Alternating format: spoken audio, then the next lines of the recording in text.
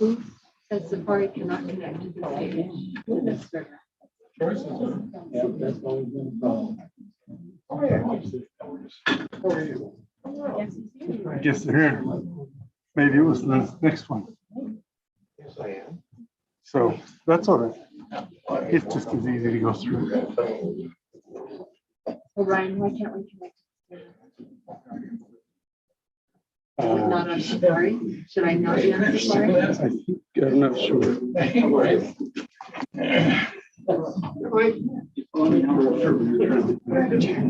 I'm just trying to get the agenda.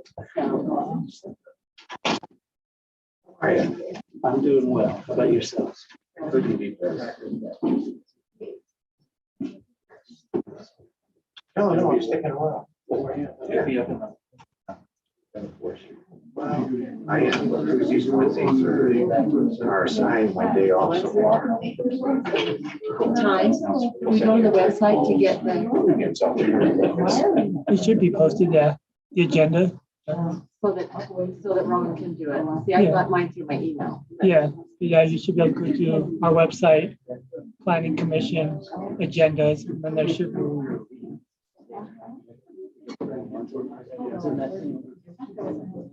You've got some issues. I might try.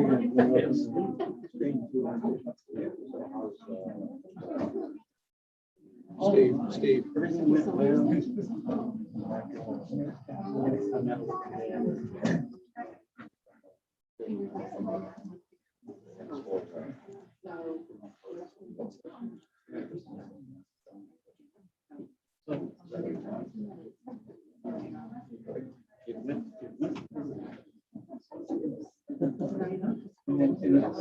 If I get there over there, next page.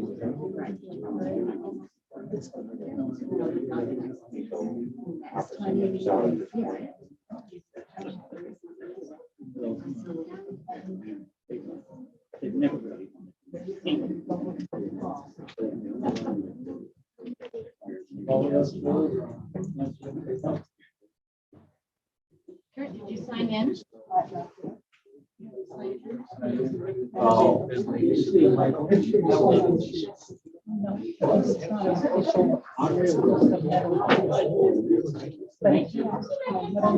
Obviously, those are your glasses. Those are cute. Would you like to put them on and model them for everybody? Should be. You all. I don't think this is gonna go away for a while.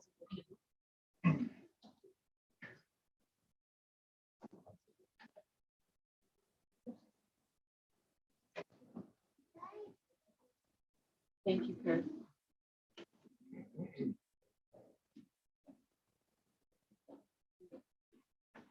Okay, it's just a little bit after 6 o'clock. We'll go ahead and get this is the Providence City Planning Commission meeting, May 26th. So it's nice to see so many people in the room. So thank you for coming to participate. We have Brian Marble, Planning Commission. I'm Kathleen Alder. I'm the chair.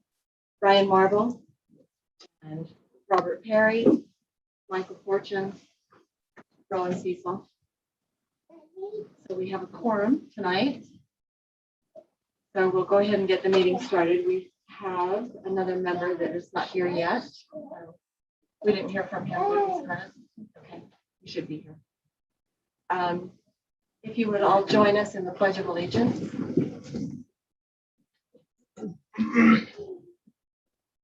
I pledge allegiance to the flag of the United States of America and to the republic for which it stands, one nation, under God, indivisible, with liberty and justice for all.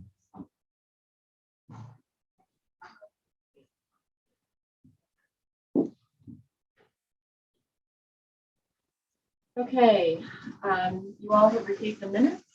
If you have gone through them, I'll entertain a motion.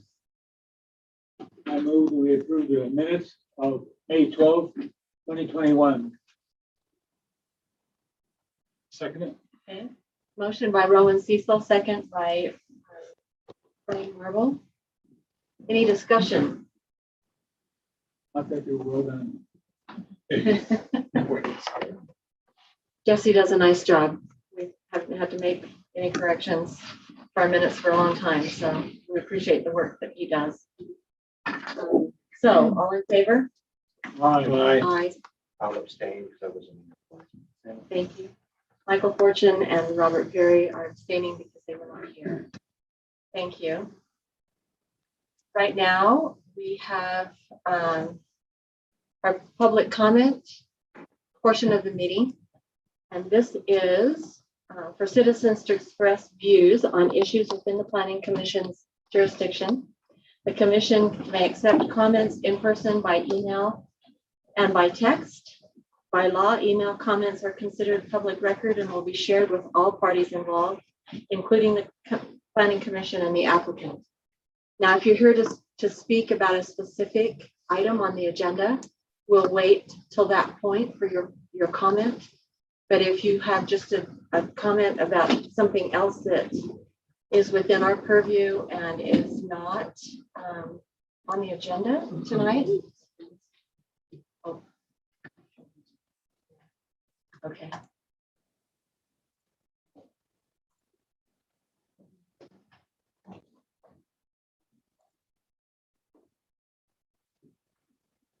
So do we have anyone who would like to speak just generally about Planning Commission issues?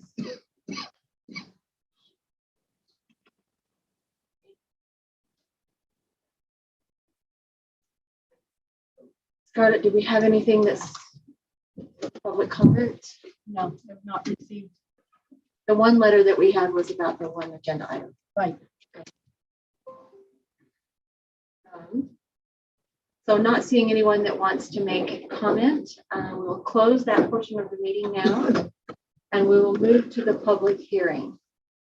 The public hearing is to consider application for rezoning of property in the general area of 1070 South, 400 East.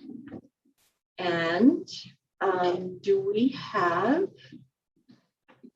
the person who is asking for the rezone here in the room?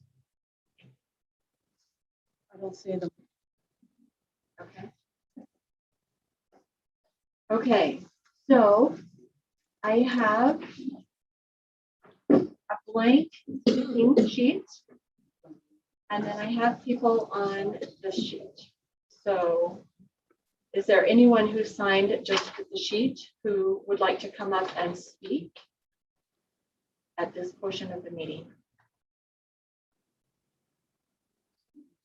That's on the list for the rezoning. Yes, that's our agenda item right now, Okay. and it's a public hearing. So is somebody gonna describe the proposal and what they want and? Do we have you up to the microphone, please? Yeah, my name is Rob Cruz. I just wanted to know if somebody we can jump in here and start spouting a bunch of stuff up, but if we don't understand what, yeah, we want to know what's going on first, and then we can provide our input. Okay, So I would have thought the developer would have been here to do that. in his absence, Scarlett will explain to us what this rezone is about.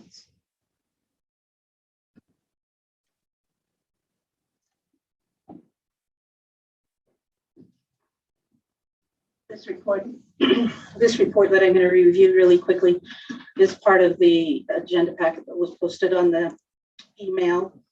The applicant is requesting multifamily medium density with the intent of developing a senior living PUD very similar to Cache Valley Assisted Living, Mountain View Retirement in the general area of 200 North Main. That's where the assisted living center is. The property owners have given written permission to Andy Bentley to pursue a rezone of the property. We also look at the general plan. We look at different elements of state code and city code. But what really it boils down to, as far as I think what the public wants to know, is this property is currently zoned ag.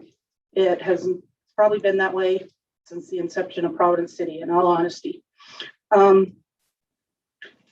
It is too small for an active agricultural piece if somebody wanted to put a house on it. So if somebody wants to do something other than just maintain the hayfield, it will need some type of a rezone before building can go on it, because an ag zone requires 5 acres. This is only 4. The zone that's been requested is multifamily medium, and that allows single family units. It allows single family attached units. It allows multifamily units. All 3 types of housing can go into this development. Now, the little bit difference in our code, between single family attached and multifamily is that generally in single family attached, there's something like townhomes or condominiums, where the property is actually sold.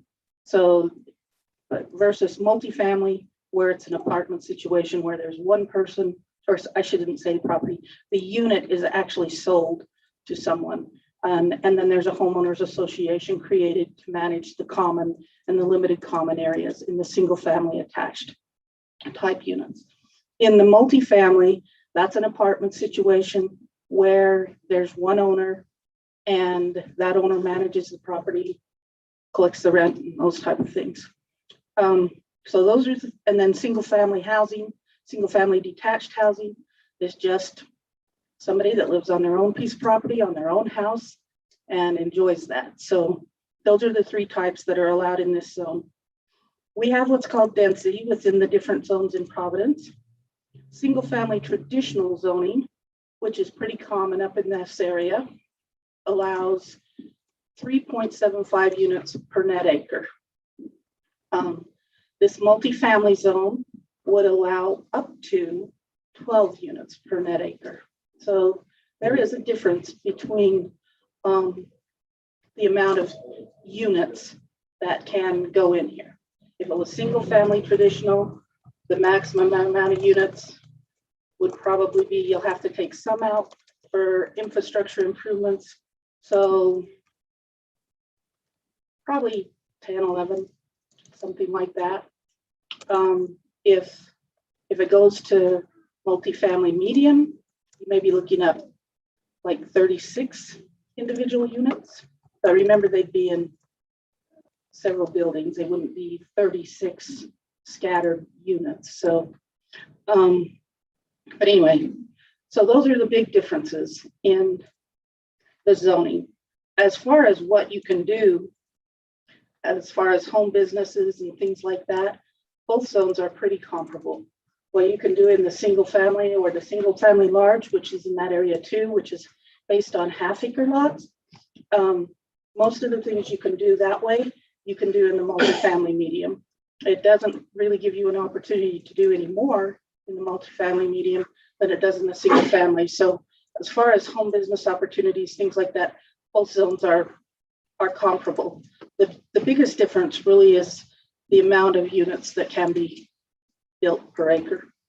So, and I think I saw Mr. Bentley walk in. Yeah, any questions or want any more? Okay. That'll be okay for right now. So, Mr. Bentley, Hello. How are you? good. Good.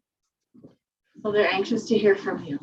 Yes, great. Well, I appreciate you guys meeting tonight. Appreciate it's a good turnout tonight. So hopefully not all bad, but we'll see. So the proposal is for I call it senior living because, you know, there's 55 and older, and this is directly related to my grandma living over here in Providence, the assisted living area. And it's pretty much the same. She lives in the little, called it kind of a cul-de-sac circle. And it's pretty much the same setup, almost identical to where she is now. what I'd like to, 55 and older is what I found, I guess, by law, it can't actually be just 55 and older. So that's a question that I know a neighbor had. And I spoke to him and I told him, I figured out that it actually was, there is a law that allows 55 and older only to move in. Therefore, you don't have the transient type of things that come in with, the 3-story townhome or condos over here, or the townhomes, that type of thing. They are single level living. The hope is to have no steps, something I've been dealing with my 9-year-old grandma with. Even 1 or 2 steps, it becomes quite difficult. Also, one thing I've noticed over here is they don't allow the trash truck to come through because the road isn't thick enough. So it would mess up the road. So that's something that we actually have to go to my grandma's house and take it to the dumpster. So they expect the older folks that have a hard time getting around, take their trash to the dumpster. So there's a few changes that we'll make in as the HOA there, but it'll all be single level, and the entrance will be on 400 East and the exit will be on 400 East as well.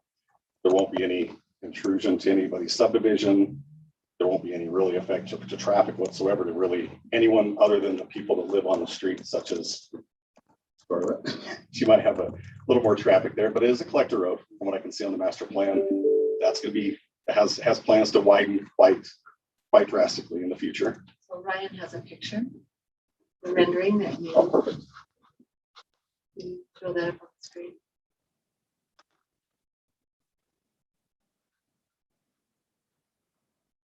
The site- Are these, Where's the rendering of it? I Site thought it was in our plan. packet.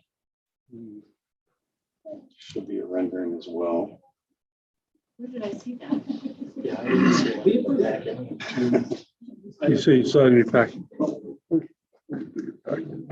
One of the things that's important to remember, and that's partly why the rendering is not part of the packet, is that you're not approving the rendering.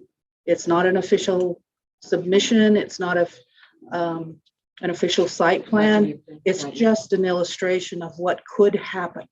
And I have no doubt that that's what is intended to happen. But at this point, it's not an official submittal.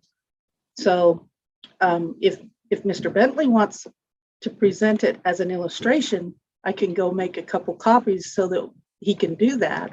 But as far as having it be an official submission that the city received to review and work on, we can't do that until we know what zone we're working with. Okay. So do we have a site plan or no? I can go get one if you would like. I have a couple. Okay. I printed off a couple, so I'll like 3 or 4. I do have a question for you. Yes. Are these homes gonna be like the ones over here where they have attached garages? Yes. Yep. They are attached housing. Mhm. Correct. It's almost identical to the setup of, because it's a 4-acre plot and that's almost exactly the same size. So with the minimum open space requirement and everything pretty much all worked out to be almost identical to the other one. Now it'll be much newer and, in my mind, better looking. For now anyway, right? Until maybe 50 years, it'll look, it won't be as cool looking. But. So, do you? Oh, let me pass it. One you can. Yeah, site plan or no? We don't have it. I've seen one, but it's not part of the official record. I'll maybe give So this. I looked at. If you have a jump drive or a file that I could toss it up. Okay, that'll work. Do you have a file? I'll just email it to you. Okay. Could we get more copies of that, please? He's gonna throw it up on the screen. Hey, Ryan, I'll just email it to you. Okay, that's fine.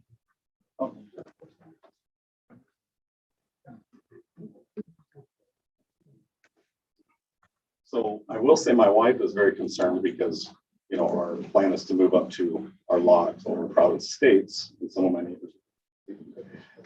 But she's like, is this gonna, you're gonna get mad? I'm like, I don't know. I guess if they do, hopefully they don't, because it really shouldn't intrude on anything, on anyone up there. I'm hoping. But that is definitely a concern.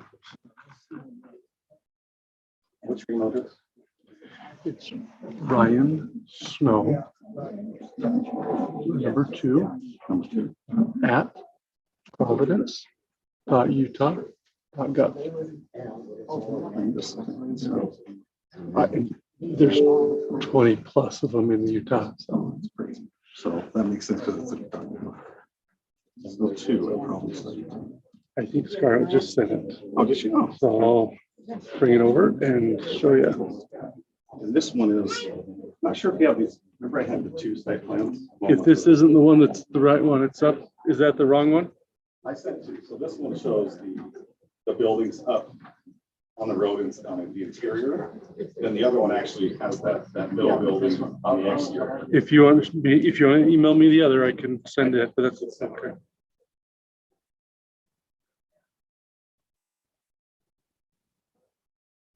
Once I get it, I can send it up.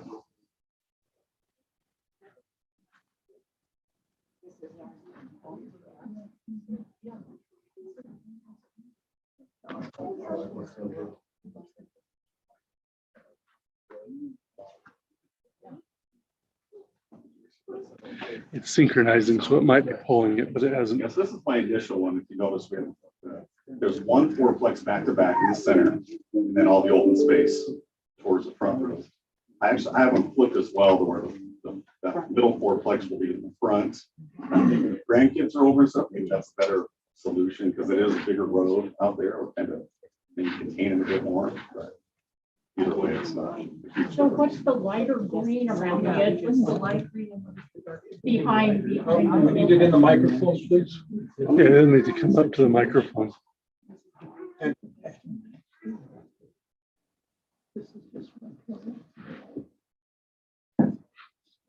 I would just like to know what the lighter green is around the edge, the north, the east, and the south edge behind the fourplexes, and what the width of that is. Okay, so I'm not, without looking at it, I don't know the exact width, but the green essentially is considered private space for the homeowners. The light green. The light green, sorry, the dark green is considered open space. As part of the minimum requirement of open space. So he just did that just so you can kind of see the difference there. Dark green open space? Correct. What do you do with that open space? The plan would be, I'm thinking like a pickleball court and a pavilion. So if you want to answer questions, we need to have the questions on the mic so that we can record them in the minutes. If you're going to take questions there, the chair's in charge. Well, I can repeat the question so that we get it on the minutes. Okay, so your question was that about the light green space and what that is. That's private space. Kathleen, I'm sorry, but this is a public hearing. And so when public comments, they need to say their name because we have to record those comments by name. Then let's have them come to the mic. Okay. why don't you take, How about we have you sit over there? Yeah. So if you have a comment, please come up, state your name and make your comments or ask your question. Won't be shy. Rob Cruz again. So will there be a fence around this property? Okay.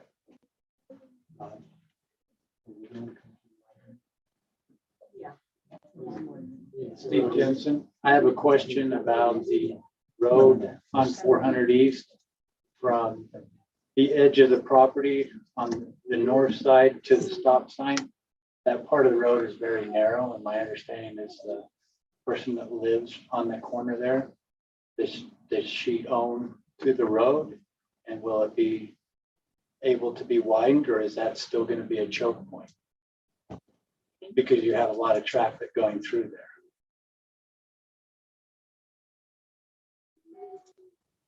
I agree. Okay, so it's a question. Not sure how to answer it. We are not asking for any other property owners to dedicate any property. This is solely any dedication that we're asking for would be from the developer and from the property that's being developed. Now, if a property owner wanted to come and talk to the city and work with the city, we would certainly entertain that, but we are not asking for anybody else to dedicate property other than the developer. and again, remember, this is the rezone, not the plat process. And that would be done through a plat process, not through the rezone process. So that's a that question is premature at this stage.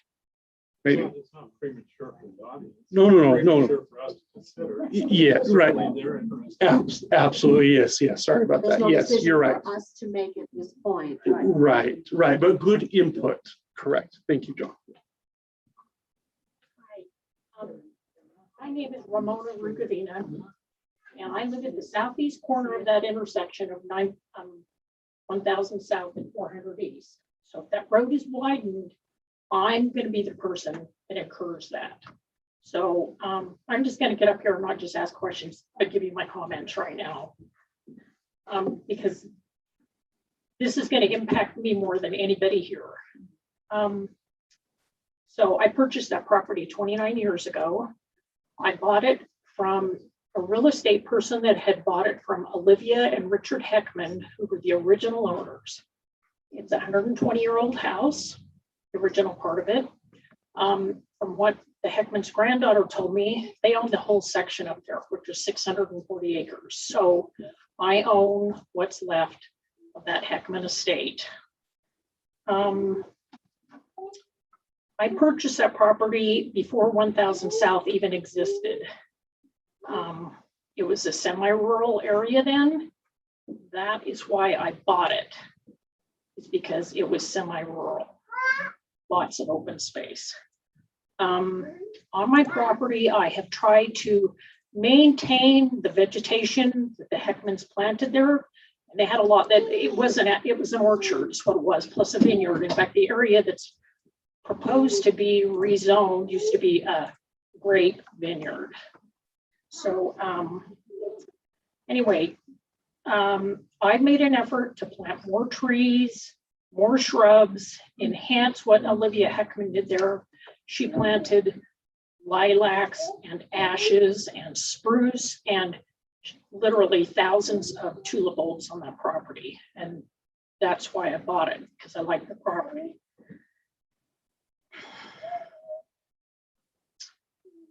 Part of what I try to do there, I like old homes. And I not only love, but I need space. I need space. And that's why I bought that property.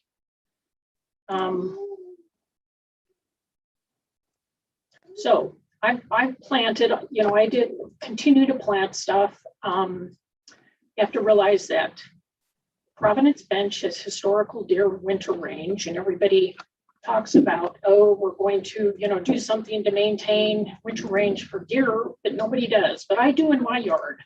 I let them come in there, and I put up this really ugly looking fence. I deer fence it every spring so that my tulips can bloom and not be eaten by the deer, because they're deer candy. But I like the old home. I like the property. I like the character that they provide. I like the historical qualities that come with that house. It isn't a commodity to me. It's a home, and it's long-term preservation.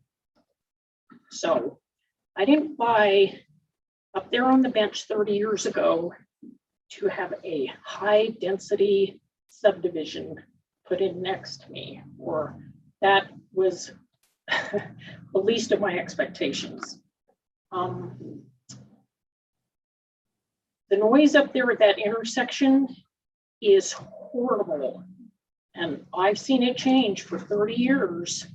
And it's horrible now. If you get 36 or 40 units in there, it's going to be unbearable, because it's nonstop noise during all the daylight, into the night, part of the night. It is really decreased the quality of my life there, as it is. Okay. The entire area around there, as Scarlett has mentioned, has been zoned for single family, traditional, and estate, and that half acre large. So why should this parcel be any different if it's rezoned? All the surroundings developments, as I've mentioned, continue to degrade my quality of life, and this would increase that tenfold. So sorry, I'm gonna be long-winded here, but in your general plan, anyway, so if this is rezoned for housing units, I think it would be much better to keep in tradition to what's already up there, which is single family traditional, the estate, or the large, if it's put into housing.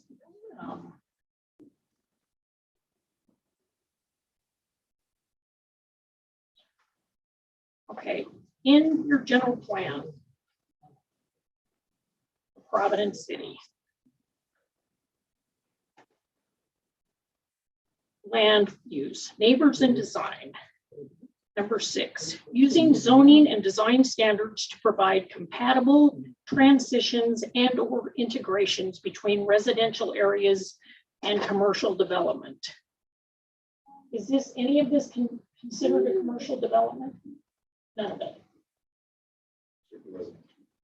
But if places are being rented to individuals, Strictly residential. but if people are renting places, No, these will be individually owned. everything will be owned. Yes, everything will be individually owned. Okay, okay. Okay, that answers that. Okay, the next thing is key initiatives in the Providence framework for the future is to promote development patterns and conservation development design that protects Providence's natural, environmental, and scenic resources, and a network of preserved open spaces, natural spaces as part of the residential subdivision process. The objective is to retain open spaces and scenic views that contribute to the character of Providence. Well, that is the character of Providence.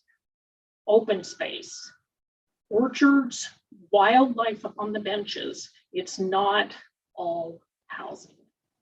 So please keep that in mind. Another one of the goals in the key initiatives are to create identity for the city through parks and open space. Is to support property values and community growth by providing recreational amenities. Design and construct park and recreational facilities that can serve natural resources such as water and set an example for the community.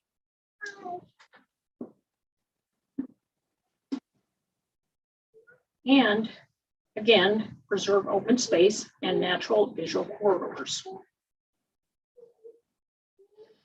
Okay, framework for the future. So in the master plan, you look at the map, this area, including my property, is labeled here potential conservation zones, right here in our master plan.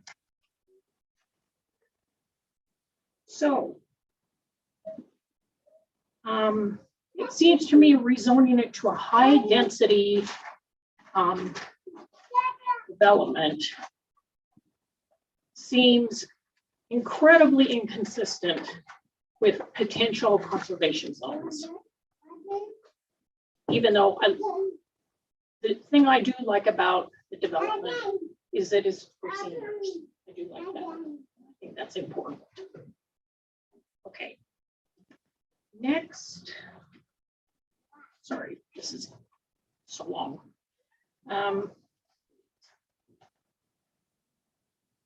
Under public services. Create parks as areas of civic open space and centers of community activities. So there was a little study that was done recently here, if I'm right. I think it was done last year, later in the year, about parks. There's a master plan for parks. And part of that was Objective: to promote development patterns and conservation development design that protects Providence's natural, environmental, and scenic resources. And again, retain open space and scenic views that contribute to the character of Providence.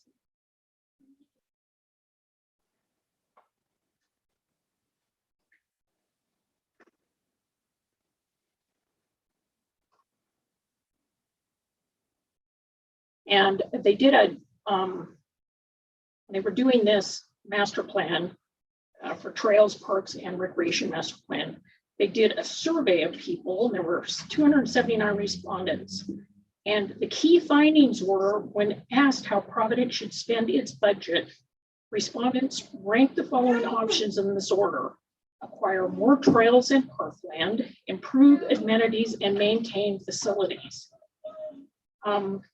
Also in the study, they found areas where there were gaps or parks in Providence. I mean, there are several parks, but there were gaps. And where's one of the gaps?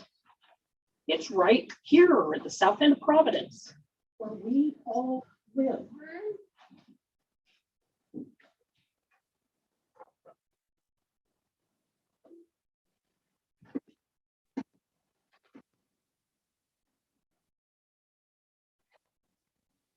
Sorry, I can't keep track of all this. Too much stuff.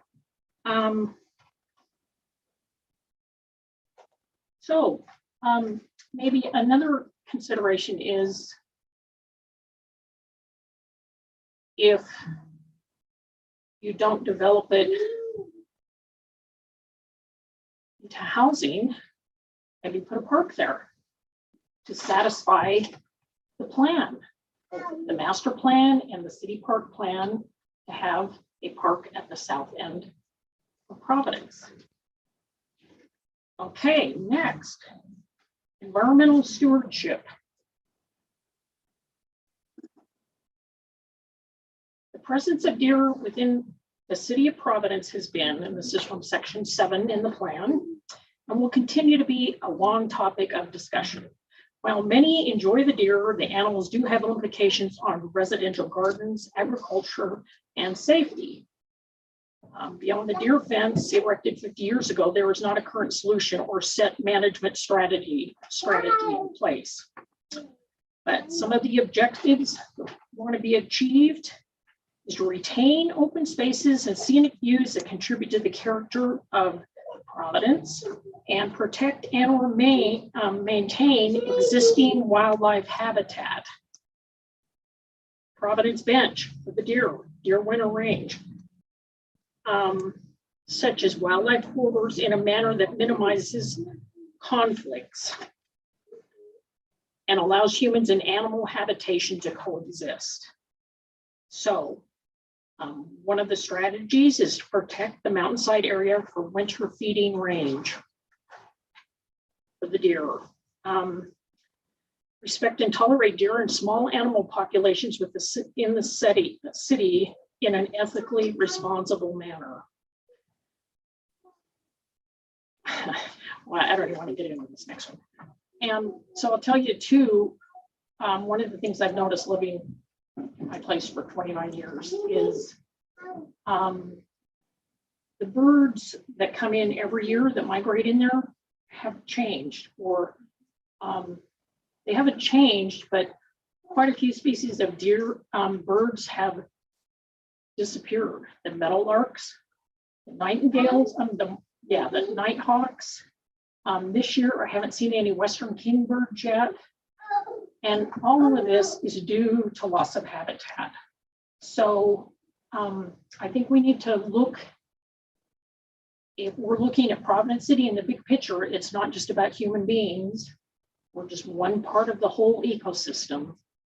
And there's a lot of animals out there too that need to be considered. Also, I think that in terms of being environmentally responsible, it's going to add to the city value long term if you do that. And I'm not just talking dollars and cents, I'm talking in every way. Quality of life, stress management, mental health, all kinds of stuff. Okay, well, I am going to get into the transportation system plan because and you're saying that it shouldn't be something that's brought up right now, but it needs to be, because if this is rezoned, it's going to affect me because you're going to want to take my front yard. And again, I didn't purchase this property to have the city take it from me. So where are my rights as a citizen for 30 years if that happens? You know, like I said, 1000 South wasn't even there. I dealt with Providence City on that before, and I knew it was going to come to this at some point. But the road standards now, they want to make the roads wide enough for, you know, an airport runway. But at the same time, some of the engineering safety standards say they want calming options that are to keep roads narrow. I mean, they still want the footprint huge, but then they want to put in these islands here and an island there so that it narrows it. So that it's calming, slows people down. Well, it's a narrow road now. Just leave it that way so people slow down, because people scream through that intersection all the time. Don't stop. Kids scream through there on their dirt bikes. People going, young folks going east to west, launch off that slope without even stopping at the stop sign just to get some air. So I think these are things that all need to be considered. I understand that this is someone else's property, and I understand that people want to make some money on the property, but I think there has to be a lot of thought put into it. There's a lot of requirements the city asks of individuals that own property, fence, you know, side yard, backyard, you know, zoning, putting up buildings, blah, blah, blah. Well, maybe this is another thing the city needs to do, is take care of the existing citizens and have a big view and realize that it's not just about people. There's a lot more to it. Anyway, I appreciate your time, and I'm sorry I've been so long-winded. Thank you. Thank you that's a lot of homework. We appreciate your information.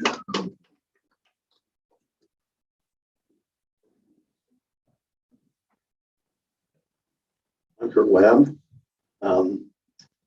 First of all, Scarlett made the presentation on what the zoning is, and I'm not sure I understood. The zoning request is for what specifically? What is the zone the request is for? Multifamily medium. Multifamily medium, Yes. which then allows up to how many units? 12 units per net acre. So this proposal doesn't have that many, but potentially, could you change the zone if we changed owners, for example? You found out it wouldn't play out the way you needed it to, and needed to sell the property to somebody else. That zone would permit some other owner to take a higher density tax. That's true. I'm not sure. I'm specifically going for 55 and older, so I can't imagine you'll be able to fit anymore. But the zone that you're asking for doesn't restrict you to that, nor does it restrict you to senior citizens, right? That's correct. That's why we don't get into the site plans very much. Okay. So all this talk about it being a certain project for a certain group of people is a nice concept, but the zone is far broader than that. The zone request would allow anybody, any demographic, and up to 12 units per acre. So now that we understand exactly what's being asked for, we have to look past what the concept is currently, because this is just a hearing for a rezone, and it's a specific rezone. And that's the request, is for up to 12 units per acre with no restriction as to senior citizens. So with that in mind, I really liked Ramona's presentation, especially about the philosophies involved in the development plan, or in the growth plan for the city. Philosophically, those things have been in place for a long time, and we've been very successful at it. If you consider that development has always had a little bit of controversy in Providence City, that's for sure. But in the end, what we have had is some really common sense growth. When you talk about transitions from commercial down here to, as it progresses, you've got downtown that has its own character, and you've got the bench as it grows. It's all kind of transitioned into something that makes sense. It not only makes sense for the city, but it makes sense for people that want to move here. What we've established and that you've established is a place where people want to be. This is one of the hottest markets in the entire state, not just the Valley. People want to live in Providence, and it's because we've done a good job. Now, what's being requested here is really out of harmony with past philosophies. We've never plunked this kind of density down in the middle of a residential area that was already established with a certain. The current assisted living is actually, Pardon me? the current assisted living they did 30 years ago, they did the same thing. Plunked it down over there. Middle residential. And this one, if you take, let me address that just for a minute. We have the transition, the gradual transition that we've talked about. And it gradually gets less and less dense as you go that direction.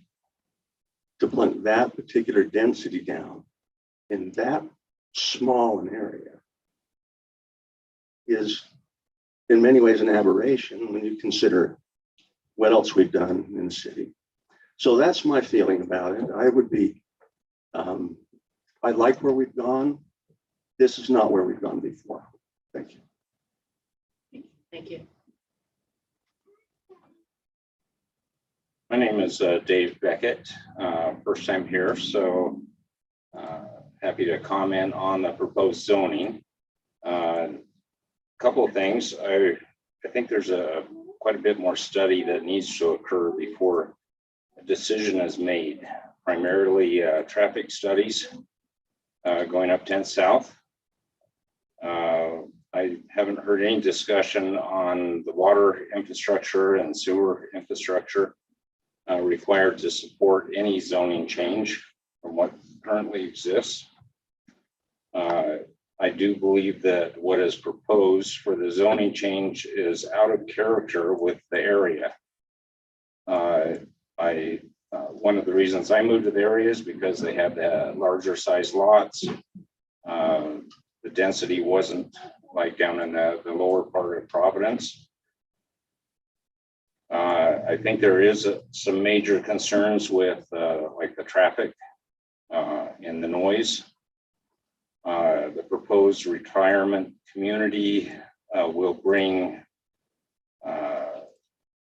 quite a bit of extra noise due to emergency vehicles needing to go there often, since we all seem to get older and brakes more often. I haven't seen anything that talked about stormwater retention. I know that comes later in the actual planning cycle. The other concern I have is limited entry and exit points from the area, especially given the narrow roads. So I would actually propose and recommend that you delay the decision until some of these other answers are generated. Thank you.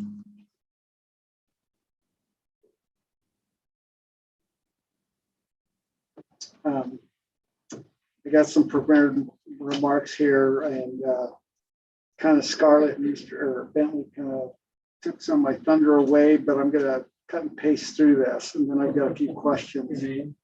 I will get there, sir. Members of the Planning Commission, my name is Rob Cruz, and I live at 1056 South, 470 East, immediately east and directly across from the proposed rezoning request. I have lived here for the last 20 years. First off, I respectfully request that any decision on this request be delayed by at least 2 weeks or preferably a month. The reason for this is that we were only notified this past week, Wednesday, I believe, and that has not been enough time for folks to get to consult with each other and consider Mr. Bentley's request, let alone consider the intended and unintended consequences of such a rezone. This, I believe, is a reasonable request, considering it is apparent Mr. Bentley has been developing this rezone request for quite some time. So it's only fair that those who would be affected have time to consider all the impacts, both positive and negative. It's not only important to look at Mr. Bentley's request presented to the city, but it's also important to know and understand what the maximum build out under this rezone request could result in. It's my understanding that under Mr. Bentley's rezone request, the preliminary development plan, he is proposing about 8 homes per acre, which would be single level. However, if this rezone request is approved, he or anyone else who could subsequently purchase the property could change plans and build up to 12 units per acre, which could only be accomplished by building up, meaning multi-story units. When I asked the city about this development, what this development would look like, I was told that an 8-unit acre development would look something similar to Cobblestone next to Conservice. And 12 units per acre would look something similar to Creekstone townhouses on West 280 North. Off the top of my head, I would not be attracted to purchase a home near a Creekstone development, which means purchasing my home would not be a person's first choice. At Cobblestone, they allow no parking on their streets, and they only have a limited number of parking slots near the front of the development. Otherwise, people have to park on Gateway Drive or in the parking lots of nearby businesses when folks are visiting. Some of the things that we must consider during these deliberations is how traffic will be affected around 1000 South. As we learned 2 years ago with the cluster development that was proposed in Highlands, the city's last road study on the road, I believe, was conducted in 2003, and much building has occurred since then. Those of us that travel that road each day experience heavier traffic, even from just 2 years ago, and multiple vehicles traveling up and down that road. Many with folks riding your butt because you're trying to do the speed limit and they're trying to run you over getting down the hill. Currently, the city can't even manage the roads that they have now with the traffic we have. And a good example of that is the poor conditions of the roads in the Old Town Providence. An updated travel study needs to be completed before any decision is made, as those proposed senior housing units could have 2-car garages, which would require or equate to 60 additional cars, not considering visitors, on 4 acres and using 1000 South. If maximum development occurs, you're looking at a minimum of 96 cars on those 4 acres, not including visitors. That means many visitors to this development would need to park on 400 and 470 East. The nice thing about development is that current residents on 470 East, I believe, would get a full road when this is all said and done, which we would greatly appreciate.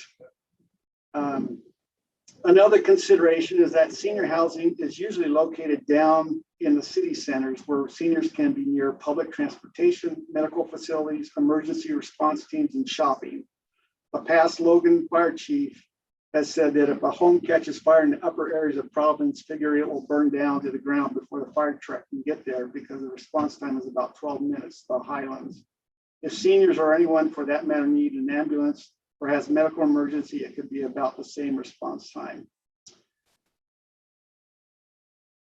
There are more things I like to say, but in the interest of time for others, I would like to say, or just for the record, we are not opposed to development, my wife and I. It is our understanding that Mr. Bentley is the developer of the property just to the south of this one. And with that, very expensive half-acre lots, that development, in my opinion, has it's been a great development. I think it's done increased home values and been good for the community and the environment. I remember meetings on that proposal, and if he could upsize his proposal, but maybe if I remember correctly, the city required him to upsize. We could maybe develop half-acre or quarter-acre lots to continue the character and feel of a part of Providence City. It would be very nice if they could be ramblers, so the views wouldn't be impacted for others that are there.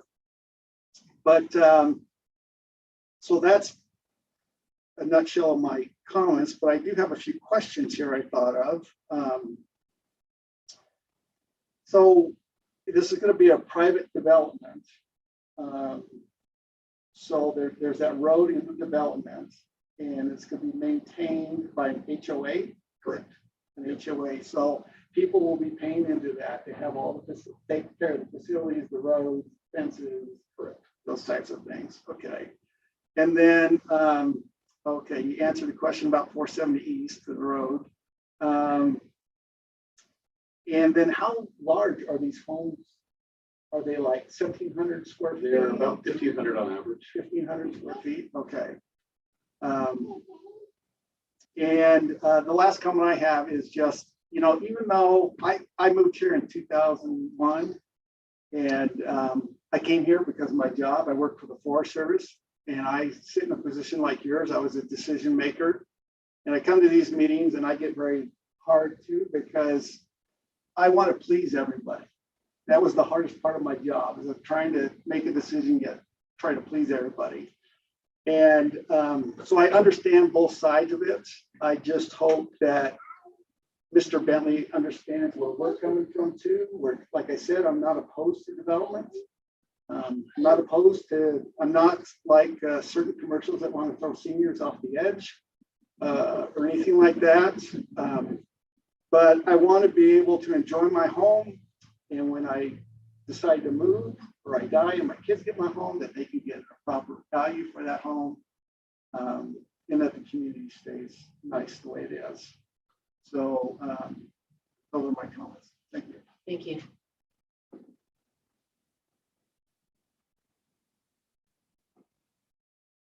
Hi, Scott Finley. I'm a resident of Providence on Grandview Drive. First, just want to say I thank you guys for all your service here. I know it's often a thankless job that has few people show up most of the time, probably. I also want to thank the mayor for being here. He's done a lot of work. I put a lot of sweat and tears on behalf of the city. The angle that I come at this from is slightly different than probably most others. My occupation is I'm a professor of economics at the university here at Utah State.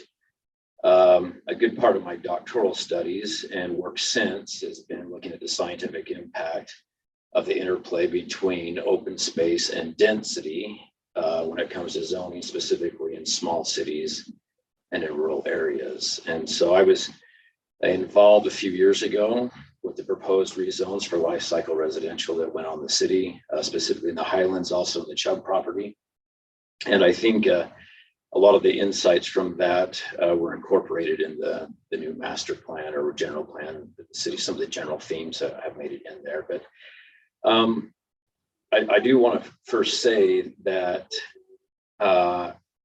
similar to Mr. Cruz, that I think that higher density relative to certain areas can be very beneficial in some areas, but one major lesson is it all depends on location, location, location.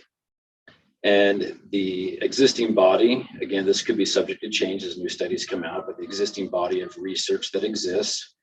And I should mention that I was a co-principal investigator on a multi-million-dollar USDA grant that specifically looked at increases in density in rural areas or in small cities when it looked at increases in density at the fringe of cities versus at the core of cities. And the principal lessons that we learned, but also others have learned, is that when you have higher density units, apartments, retirement developments similar to cobblestone or what's being proposed, when they are close to city centers of small cities or to the cores of small cities, they can be extremely beneficial.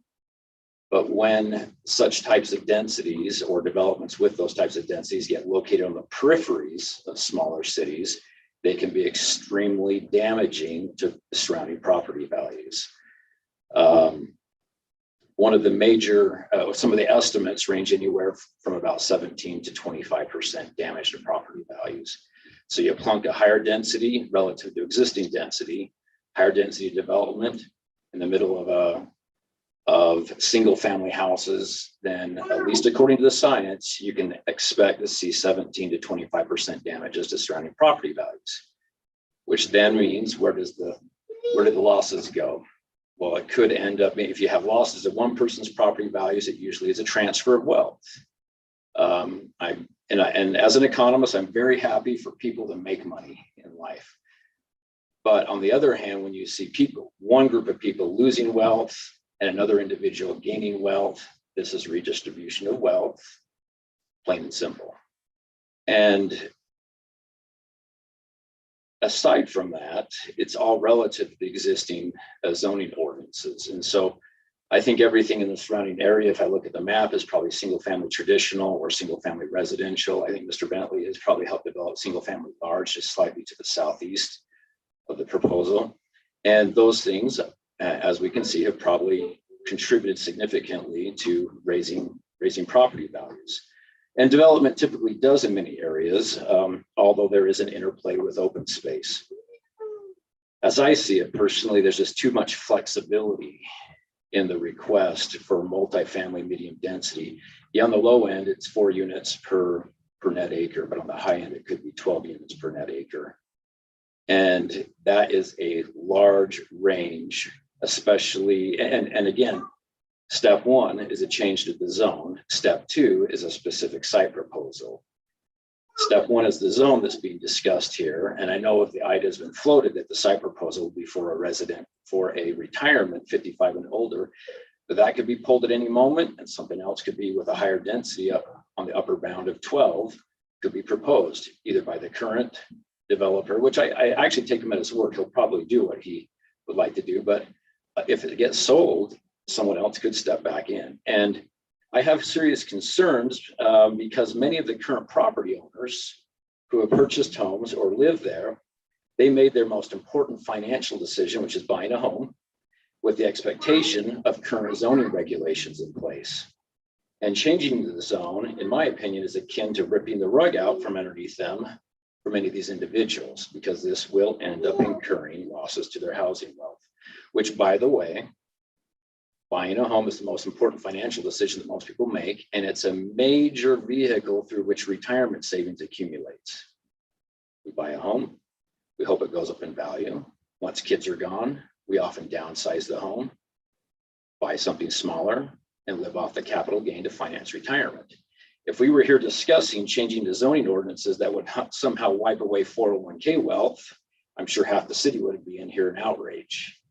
But it's at least if you buy the science on it, it's going to wipe out housing wealth, which is a form of retirement wealth. So I do have some serious concerns about a higher density zoning classification being changed, especially when the surrounding area is all single family zoning, whether it's the large traditional or residential. I think that to many individuals, doing single family traditional or single family residential would be very palatable to take this property and look at that. But I do see that the proposed zoning change is problematic given the characteristics of the city in this particular part of the city, because it is so far away from the city core. If this property was going in across the street or right here, like some of the other higher density units, I think everyone would be, that the science would support the fact that it would be beneficial to the city, beneficial to surrounding property owners. But the problem here is it's so far away from the city core, according to the science, that it can be damaging. And so I think this should really be taken in light of the fact of who lives there. Property owners bought in the area and have been building their homes, building their lives with one set of rules. And then here's a proposal to change the rules. I view that as there's some fundamental issues of fairness going on with the process. I'm happy to take more questions offline or elsewhere if anyone is interested in dialoguing more about this. Again, I do want to mention that higher density, I'm not against it. I'm actually in favor of it, but it depends where it happens. And as I see it here in the city core, great. Close to the city core, great. As far as possible away from the city core, it's going to be very hurtful. Thanks. Thank you. I do want to comment. I live in River Heights now. And River Heights, the Chuck property was going to be in River Heights, and everybody was very against it, right? I mean, we're talking 3-story condos, townhomes, and homes mixed together. And it's interesting because they're halfway done now. It's a great project. Everybody's like, oh, wow, that's not as bad as I thought. It actually looks good. And of course, this isn't being proposed here, right? But it was just interesting how, as people see it start being built, they're like, oh, wow, this isn't as crazy and horrible as we thought. And now River Heights gets all the impact and none of the taxes. So, but if you know the mayor, then you'll know why. Anyway, sorry, I'm just a little dig on the mayor there. But so we have a little thing going. But so this thing, is there not a way to do a rezone for 55 and older only? I mean, could there not be a stipulation on a rezone? Because I completely understand that the potential that the concern of saying, well, what if someone else comes in? What if the project gets changed? Now I know the planning commission is never going to approve townhomes or condos up on that property anyway. The planning commission does have to approve that. But is there not a way to lock in that rezone as, hey, we're rezoning this to multi-medium for 55 and older only, and put stipulations on it? Parents are land use expert. I don't know of a code that does that. I actually would have to check on that. The state code kind of frowns on zoning by development agreement. So we'd have to check on that. There's nothing that says that at some point in time, when the planning commission and the city council feel like that the time is that they could create some type of a zone that would be a more limited zone that would allow for something similar to what Mr. Bentley's talking about, but we don't have anything in the process right now. And I will have to do a little bit more homework on some type of an agreement prior to a zone change to see if that is something that we can do. Thank you. Hi, my name is Tom Singleton. I'd like to speak on both a personal basis and a professional basis.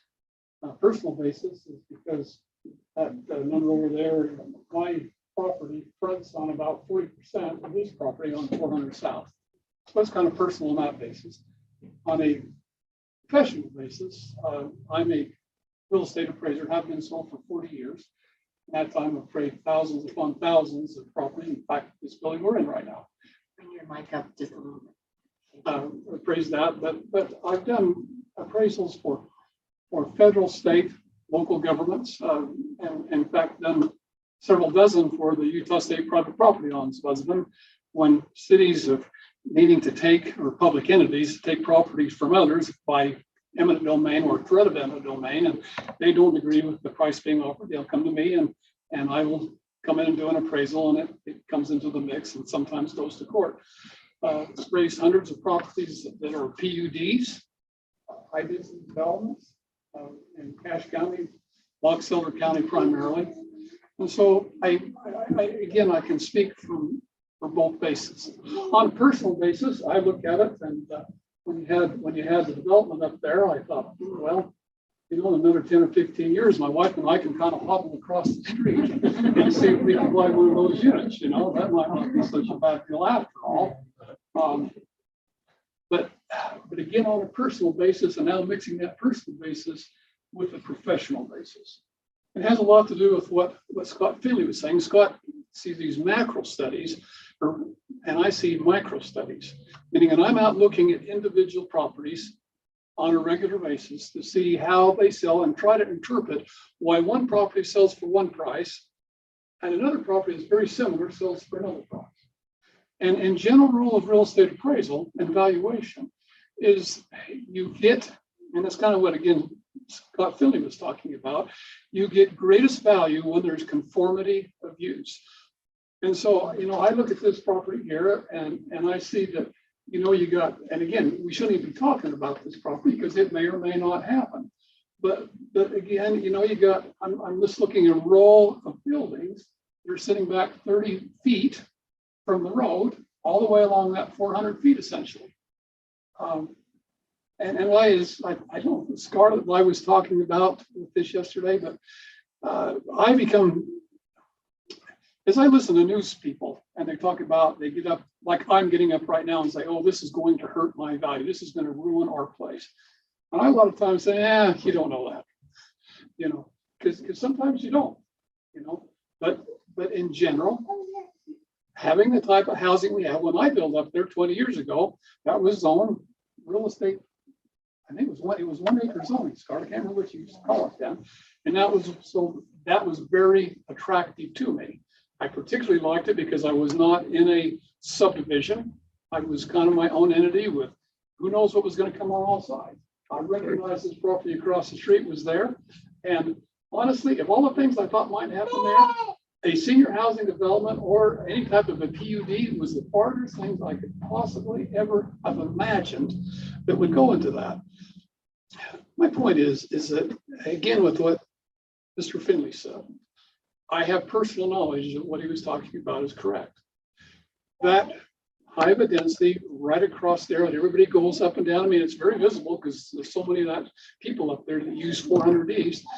That has a much greater propensity to decrease value. I can't see any possible way, honestly, that you will help my personal value. I can't see any possible way that that development will assist and benefit and increase value to anybody's properties up there. And so, you know, that is just the fact. It's just the way properties work out. And I think, you know, several on the planning commission here know me, know that I've been doing what I've been doing forever. I pretty much call things like I call them. I was talking with Ramona yesterday, you know, I mean, a lot of people used to get awfully mad at me because I wouldn't appraise their property high enough for one reason or another. And I also used to tell them, I said, well, I may goof up, but I don't goof up because someone's trying to persuade me, you know, because someone's trying to put pressure. And so I'm just here to tell you that what I'm saying is right.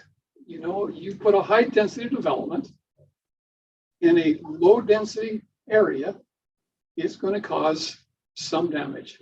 But the very best you could hope for would be that you would come out even. But the most likelihood is there's going to be some decrease in market demand for the properties surrounding. Thank you. Thank you, Tom.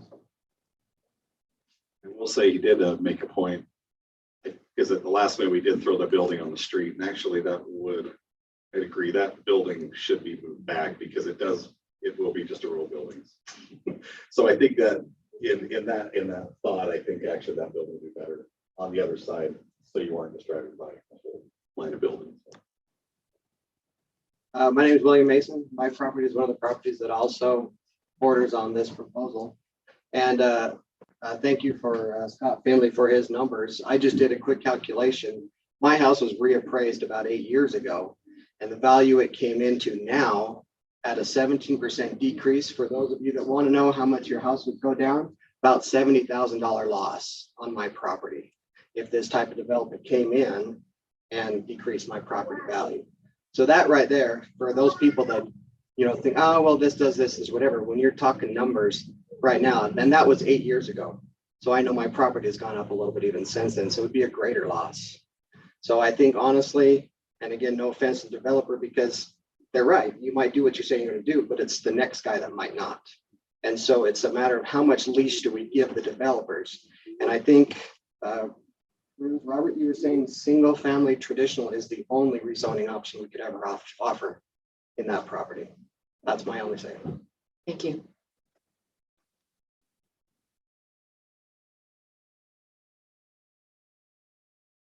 Any other comments?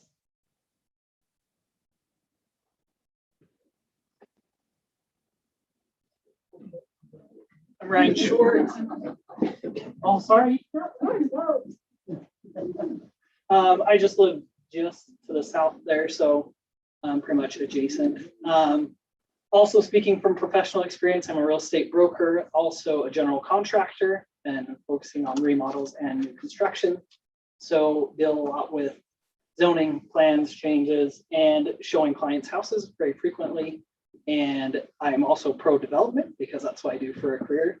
But so I think it's both illogical to think that this parcel should never be developed, and maybe even more illogical to try to put 30 units on a 4-acre parcel when it's surrounded by 1/3 acre to 1/2 acre homes. So the economic impact would happen.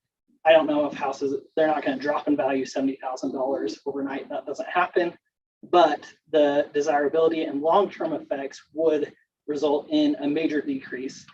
And besides that, I think the focus as a committee is your responsibility is to put into action the master plan, general plan, everything that's been laid out for your direction. And this goes completely against everything that is in the general plan and all of the key points that are laid out in there, besides providing a variation of senior living. That's the only thing that it goes in agreement with. So that's all I have to say. Thank you.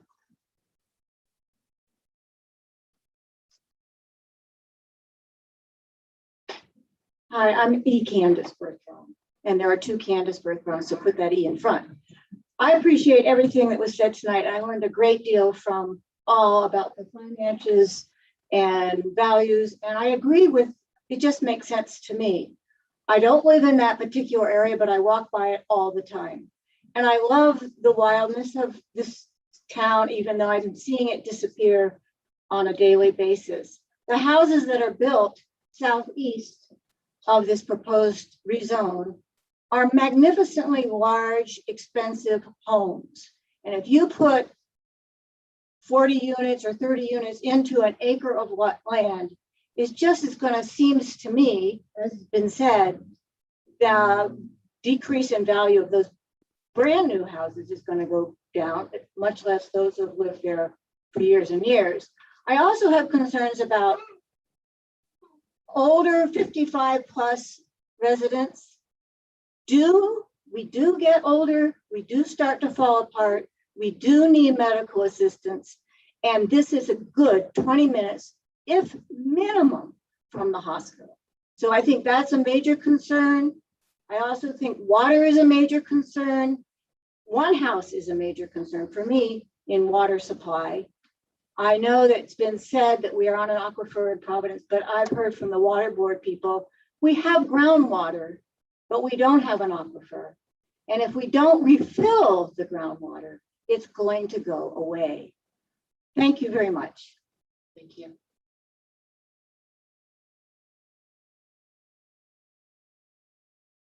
Okay.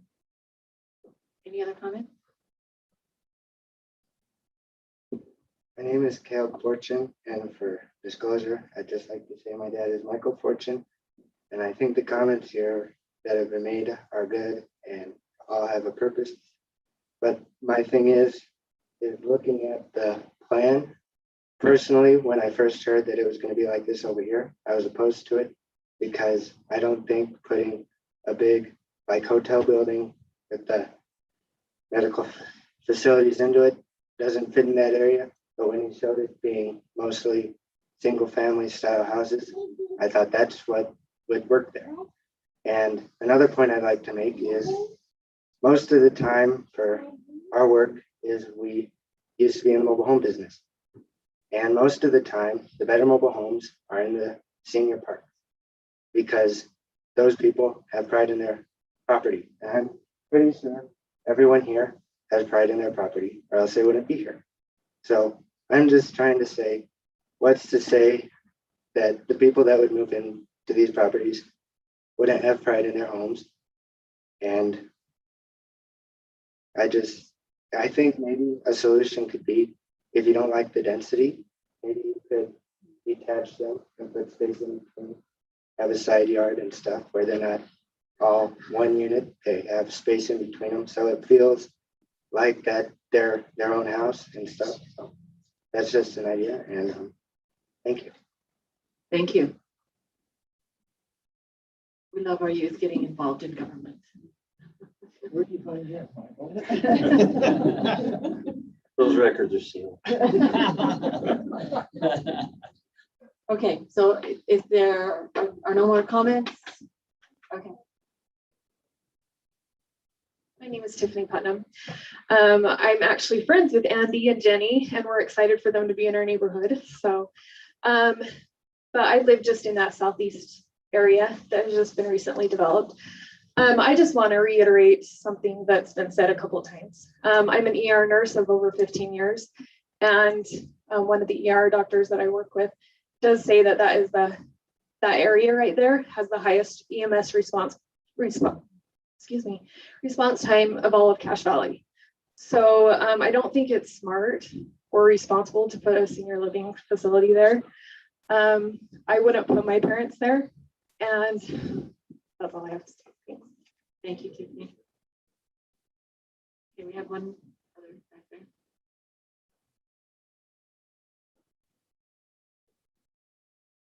My name's Alex Parkinson, and I'm also a resident up there on 470 East. Most of the concerns have been brought up that I was going to address, but one concern that hasn't been brought to attention, at least under emphasis, is the public transportation. Most high density homes, a lot of the individuals that live in high density and even senior living require public transportation. And I don't know if there's any plans in the future to provide public transportation up to that point. And also the higher traffic that goes with that is an issue. And I've had parents that have lived in multiple senior homes and assisted living homes. My father's been through hospice more times than anybody should. But with that, the best place they could live was somewhere very close to medical care and medical attention, and also somewhere very close to accessible public transportation. Another issue with an area like that, very dense like that, is snow removal. And I know there's already issues with snow removal. It's hard to get it done in the winter. We have some wonderful winters in Utah. I'm a skier, so that's a benefit. But for those that don't want to ski down the hill on their car, that's another issue to go with it. And so, and even moving public transportation up there is going to be an issue. Bus stops, those types of things. So I would like to see public transportation addressed, and it may be an issue. And also, has Millville been consulted? Because this will funnel that transportation and those automobiles down through Millville on 450 North to go with that. So they are going to experience a higher volume of traffic, which everyone has reiterated the fact that there is a lot of traffic going down that road on 1000 South.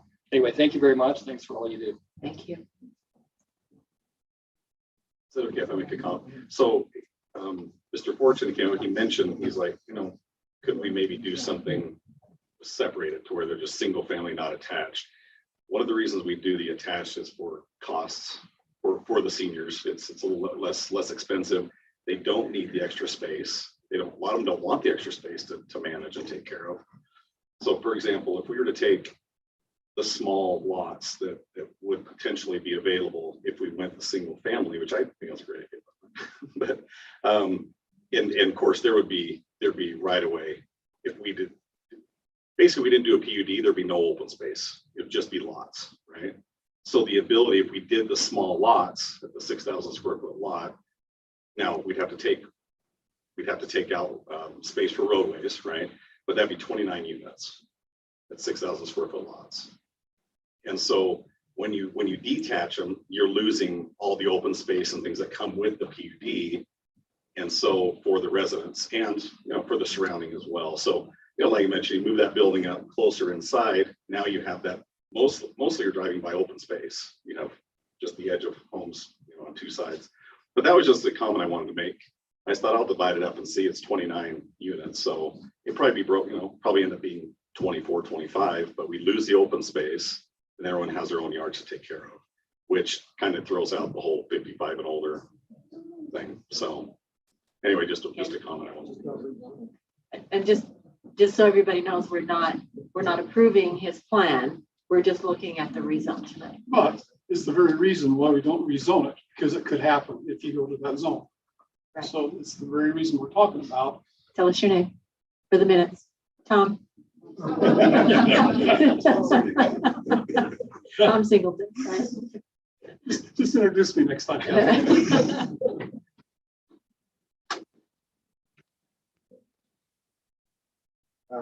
Caleb Fortune again. I would just like to make a, I don't know how you'd word it, but to find other focus to return what I said. You detach them, but what we've seen, what I've looked at and stuff, because I look at stuff like this. This is what I like to do. I like to plan cities. I play a game called City Skylines, and it's where you plan and zone cities and stuff. And what I was saying could be a solution is where you just add like a little side yard. It's not saying the single family lots where they're 1 acre lots. It's you keep the green space, but instead of having them all attached like they are, you just add like 5 or 6 feet in between them or 10 feet, and you just have the side yard and you have the HOA maintain it. And it continues the green space, and you still can, I think, keep the limited amount of units there that people like. And I think that would probably please people because it will look more like single family. So just to hear what I said. Thank you. Thank you. Okay, any other comments? Okay. Not having any other comments, we need to read that letter again that had the comments. And I'm happy to read that.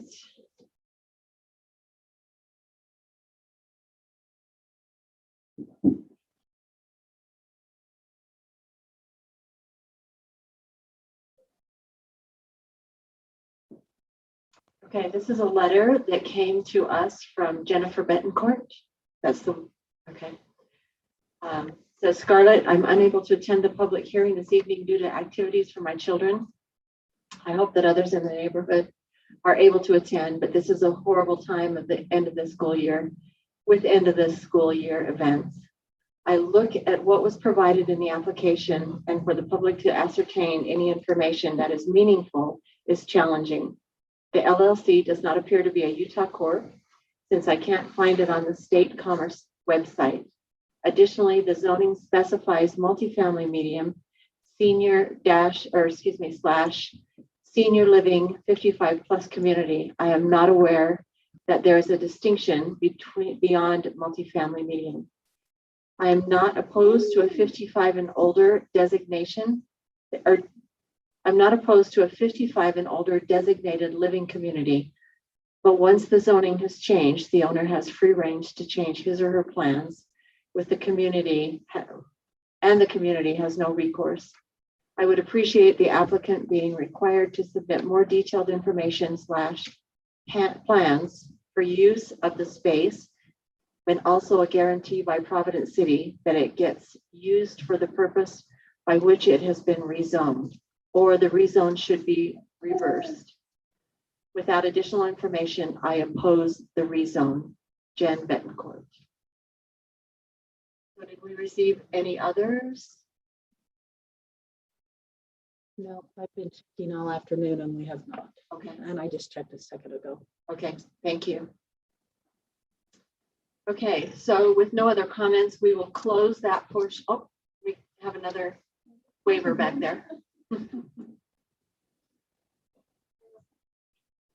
Hi, my name is Tamara Sorensen. My spouse and I own a half-acre lot that we plan on building on in the next year or two, which is about 2 houses away from our this 4-acre parcel. The density in my subdivision is approximately 2 units per acre. As far as my professional background goes, I'm a licensed landscape architect. I've experienced working on land planning and master planning. I've done low, moderate, and high density housing projects. And in general, I'm not opposed to higher density housing projects when they're done smartly and with care to consider the best management practices and that they take into careful considerations the benefits of the community. I would personally love to see cluster development type of housing considered just as an alternative to single family housing, though I look at this parcel and this parcel is pretty straightforward, single family traditional when I look at it. I think a successful model to consider would be the cobblestone units on Gateway Drive. Sorry, I'm nervous. Voice is shaking. I'd love to see a conceptual plan with this parcel with 3 to 4 clusters of 4 to 5 patio homes that have basements, open space between the clusters of residential units, sort of modeled after the clusters that are in cobblestone right now. The majority of the homes in cobblestone are patio homes in the 1,500 to 1,700 square foot range. They have attached garages. They have the garages are the parking may each have two garages. Sorry, two car garages, and there's trails running between the units. No parking in cobblestones allowed on the local street or on Gateway Drive versus East. I think doing a similar model of what was done in cobblestone to accommodate parking would need to be considered.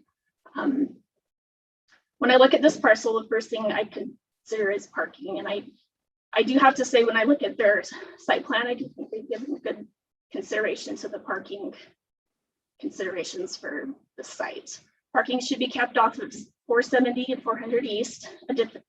Additional overflow parking would be needed as well. Personally, when looking at this parcel with respect to higher density housing, I would not allow driveways to be pulled off these 2 roads previous listed, which, sorry, I wrote this before I saw the site plan. So I would love to know what the density levels of cobblestone are in comparison to this potential project. When considering higher density housing for this parcel, I would like the council to ask, what is the trade-off? What benefits of open space, access to trails are the community gaining as a benefit in exchange for higher density housing? What are the community benefits? When I think of active 55 housing, I think of what type of amenities are being provided to attract that buyer. Are they tennis courts, clubhouse with a pool, access to community and regional trails, open space? The reality is this parcel is 4 acres. I personally feel this parcel is a little small to be doing this kind of project, to be doing it well, and to accommodate the adequate parking and site stormwater retention.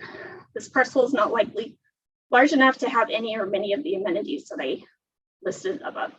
I personally feel that cobblestone has been a successful project. If you exclude the clubhouse, the cobblestone parcels in the 17 to 18 acres range, it's 3 to 4 times the size of this parcel.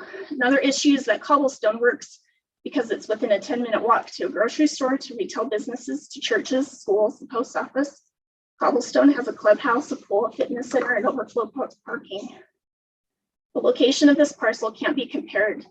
The location of this parcel can't be compared into cobblestone in that way. I live in cobblestone and it's a very quiet and walkable community. I also acknowledge that I don't fit the intended demographic for that age group that this community was intended for. I have a lot of elderly neighbors, but there are a few young families. There's even some roommates down the street on our units. I'd like to ask what the consideration would be made for this community that would include or exclude age groups from purchasing a property. In the interest of time, I'll conclude my comments, but I would be interested in seeing a conceptual site plan of possible patio home cluster development that addresses the needs I mentioned above. I'm not in favor of 30 units, but I think the possibility of 12 to 15 patio home units in the form of patio homes can be explored more. I'd like to see clear community benefits in the form of open space between these clusters of residential housing in exchange for the approval of higher density levels. I know I'm not supposed to comment on the site plan, but I'm going to make a few quick little comments. The radius of the street turns look a little tight to me, but I think there will need to be an inner loop or connecting 470 to 400 East. The open space parcels are not linked together with trails or a sidewalk as shown. I would love to see a pedestrian be able to walk from 400 East to 470 East without crossing a street. Linked open space parcels are a benefit to the community, but islands of open space are not. Another thing to consider is stormwater retention would likely probably be closer to the 400 East side of this building, which is a very visible part of this unit. And that's all my comments for today. Thank you. Thank you. Actually, just want to mention that regarding the retention, the water retention would all be underground. We would do the tubes. So it wouldn't be these big, what do you call them, swales or retention ponds, I guess. Yeah, it would be pretty unsightly. So we would have everything would look, you wouldn't even know they're there. So. Would it be under the green space?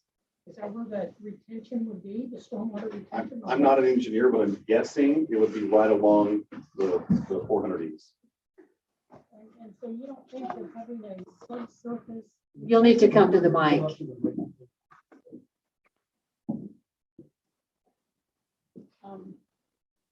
So you don't think there's going to be an Tell, issue? state your name. I'm sorry. Ramona Rukavina, 994 South 400 East, Providence, Utah. So you don't think having a subsurface water retention basin is going to affect the construction, or not the construction, but the integrity of 400 East? If it's right down abutting 400 East? So I'm not an engineer, and I'm sure the engineers will decide when they figure everything out, right? But ultimately, it will be under the green space, such as the subdivision I live in now. They have along the road, they have a big retention pond. They didn't cover it up, but there's actually a park in the subdivision which they did cover up, and there's tubes underneath, and it's just open green space. So I'm not an engineer, I can't really speak to that, but yeah, being it's a retention pond, they just put a tube over it, so you're able to fill it up, and it looks flat on top. So it's the same, you're just basically putting a tube to where it can contain the water I as if it understand was that just part. an open retention. I'm just thinking of subsurface flow of water. Yeah. And if you're damming an area up gradient of 400 East with stormwater flow, and if you get a 100-year event or a 500-year event, and it comes down through that area, and it's all concentrated in this subsurface area just directly east or up gradient to 400 East, what's that going to do potentially to the integrity of the road? I can't speak to that. Okay, I'm not an engineer either. I'm just Yeah, asking the question. Yeah, all I know, and Anyway, I'm not thank you. sure. I don't think it's a bad question. Okay, one more time. Are we done? Okay. We'll go ahead and close then our public hearing, and we'll go to item number 1 under legislative action. And so the commission will now consider the recommendations. It says here the Providence City Planning Commission will consider and may recommend to the Providence City Council the rezoning of the property in the general area of 1070 South 400 East, Providence, Utah. So I will open discussion with the commission members. Joe? I'm trying to, yeah, you're right. To the mic. Can you throw up the Providence City zoning map so I can see what the surrounding property is? And don't read anything into what my question is in terms of where I'm leaning. I'm just wanting to know. I know it's on the page, or it's on the website.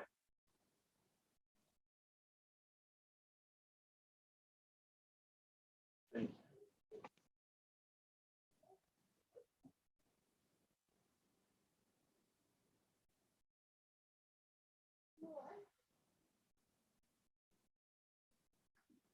That piece right there that you're circling? Yes. Right. So just explain for me what the orange and the I know the blue is single family estates is I think what it's zoned. The orange is single family.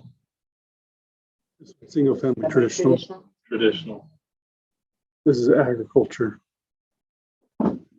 Yeah, so I mean the zoning of this property is agriculture, but the surrounding zoning is composed of to the north and to the east and a little bit to the west, single family traditional.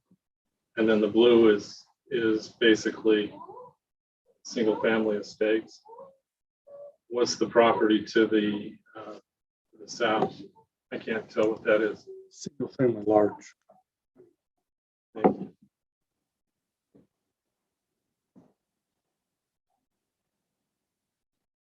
a question, no comment? Question. Okay, I have a comment. okay.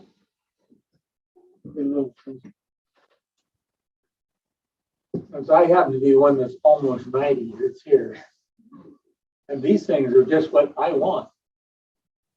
Believe it or not, this is what my wife and I are looking for right now. There are some single family senior residences being built over here. And as they're being built, I happen to live fairly close. Our property values are skyrocketing, even though they're being built right there.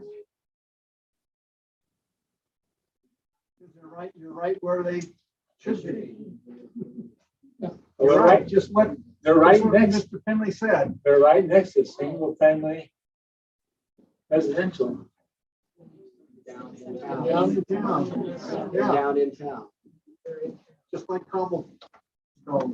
If you're gonna talk, you have to come to the mic. That was Rob Cruz.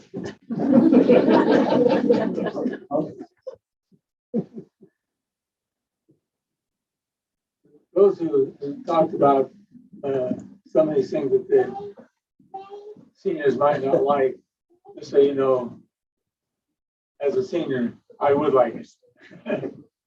Yeah, so my name's Travis Lenhart. Yeah, my brother lives in the same community with you. So would me. Yeah, and what you're saying is exactly what has been said. You're in exactly the place where this should be. And the reason the home values are going up is because every home value is skyrocketing. It has nothing to do with that one way or another. We're talking long term. We're not talking today. We're not talking next month. We're not necessarily even talking next year. We're talking the long-term case. We all bought homes to live in for a long time. I didn't buy my home to be in for 5 years. I've already been in at 16. I plan on being 16 more. But there is a time and a place for everything, and the place isn't always right. And this is really the case here. So there may be a need for what is being proposed. It's just that that need is probably down here where it can be used properly. Great question.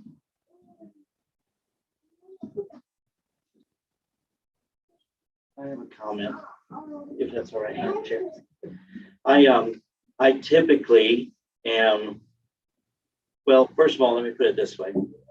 I love the concept of the master plan for Providence, that we can live, grow, work, retire, that my children don't have to move away, that my parents don't have to move away, that they can live and experience everything good in the city of Providence. I think a tremendous amount of work has been done by those before us and administrations, current and past, to bring that about, and there's a track record of that. I also understand progress. I don't know of any place that I can look at where 20 years ago or 30 years ago that it's the same.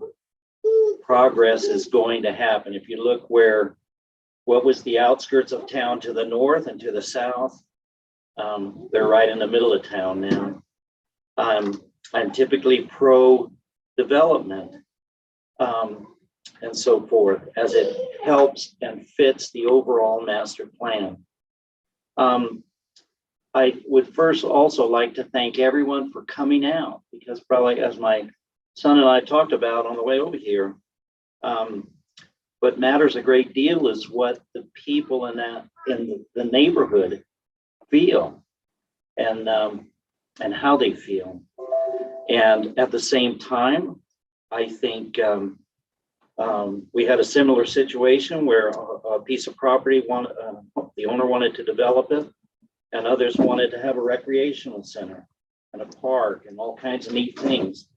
And that's great, or they wanted to leave it open space. And my feeling is, then get together and buy the property if you want to keep it empty and open space. Have our taxes raised if we want to have a recreational facility and those kind of things. But at the same time, I don't believe that this is the right thing for that place, for that piece of property. I think it's just, it's not down where everything else is. It's not like the others in the other assisted living areas that we have and others that are examples. And so I think as my son said, he likes to look at development. He's been involved in a little bit, and he hopes to be involved in a lot more. And I think you have to look at what keeps with what's there and grows. And I think senior housing, I like what you did. I like how it looks. I think that some of the ideas that you've come up with, Andy, as it's been discussed and talked about, moving certain things back, this or that. I think all that is great. I just don't think that it's the right place for that development. And because of that, and then you mentioned also about, well, if I went single family and minimum 6,000 square foot lot, I don't think that's right either for that spot. Look at everything around it. Look at the zoning map that came up. So I'd love to see you do it in a different place, closer to the resources that seniors would benefit from, the walkable communities. I'm not anywhere near 90, but my children are already telling me I'm too old to drive. But I think what would fit better is a housing development. It sounds like you've done a tremendous job with things to the south. So you've got the talent for all of that. And maybe something like that would fit better there. So my feeling is I would not support the rezoning of this for multifamily medium. Thank you, Michael. Anyone else? I'd like to comment on Providence Living and Cobblestone. Just real quick. Number one, I live on Main Street, and my wife and I enjoy driving down into Providence Living because there's no traffic in there. And it's been portrayed that we may get some extra traffic from this. I don't feel welcome in Cobblestone. I've never gone in, maybe once or twice when I was invited, but I've never been welcome into that area. Never felt welcome into it with the gate on it and the tight roads and the like. That said, I think we need to find something that I think that rezoning this to multifamily it's not an appropriate place in the city for it.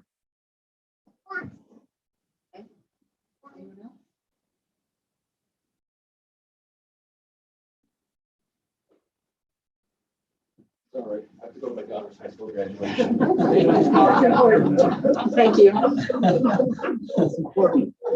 It's very important. Talk about long-term effects. Anyone else?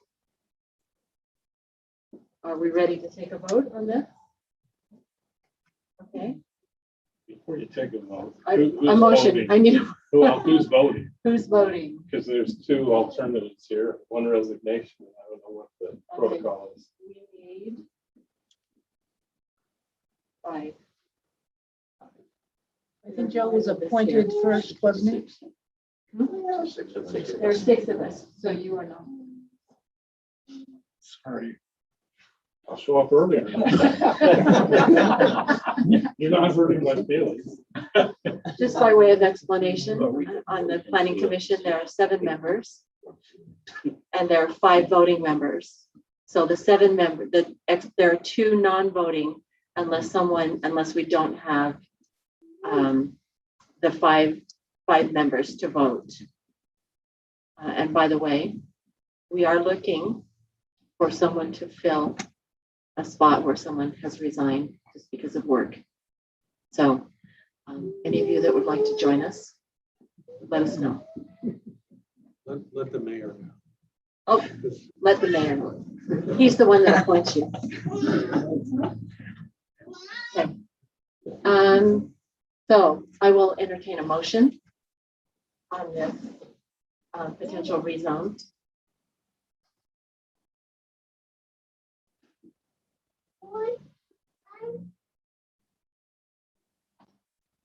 I move that we not approve this rezone. I have a motion by Rowan, Second. second by Brian Marble. Can I get you to Recommendation, I'm sorry, that's true. restate? Yes, If you're thinking that you want to send a message to the city council, it would be better to say you recommend that the city council do not zone this multifamily medium, okay. because you're not approving. We're taking on more powers than we have. Sorry. There you go. Thank you, Scarlett. She keeps us on track. I recommend that we not recommend the city council this rezone. Be Approved. I second. okay. Brian Markle's second. So, all in favor? Aye. Aye. Okay, motion carries, and we are not approving this. We're not recommending that the city council approve it. So you may want to explain to the group here that our recommendation can be accepted or not accepted. It's up to the city council. That's correct. So we look at all of the facts, we take public comments, and then we make our recommendation to the city council, and they can go with our recommendation or they can go against it.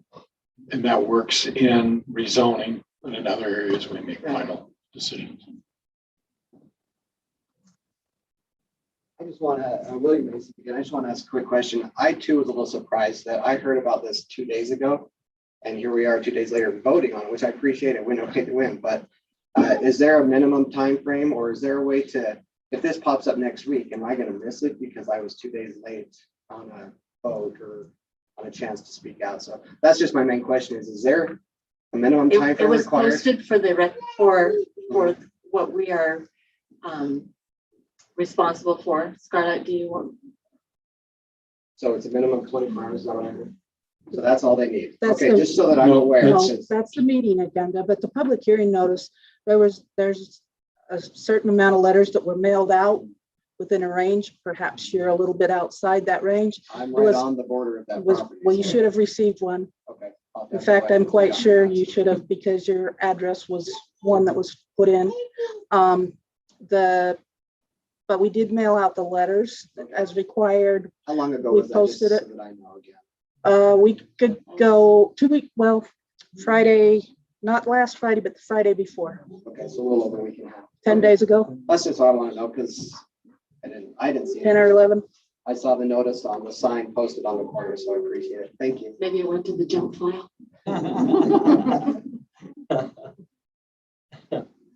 Sometimes it's good to open Providence City mail. It's always good to open Providence City mail. Okay, so the commission is taking a vote to recommend to not approve to the city council. Okay. So we have an administrative action. The next item on our agenda is a discussion on the mixed use district. We have But Madam, can we ask Scarlett? Scarlett, I want to ask you, when will this go before the city council, or will it go before the city council? We don't recommend it, it will not go. Is that correct? No, it has to go to the city council. They're the body that, just as Joe was explaining, your recommendation will go. 16th is the next meeting. June 16th Here in this room. will be their next meeting, yes. Thank you. Is that open for public comment as well? That's not going to be a Yes. public hearing, but it will be a public meeting. There's always an opportunity for public comment in our meetings. So what does that mean we don't get to say anything about? We That just means the listen? mayor decided whether to let you speak, and we always let people speak. So Robert, you're welcome to speak. As long as you sign the right sheet. You know me, if I start doing. So we love having public comment. I mean, that's how we make decisions, is to have people give us their input. And sadly, we don't get a lot of public input on the decisions that we make. So we'd like to see all your faces back in this meeting, the next meeting that we have, okay? We like your comments. Okay, so mixed use in your agenda packet. You're all welcome to stay. It's a public meeting. Madam Chair, let's give them a minute or two to file out. Okay, we'll do that. Thank you all for coming.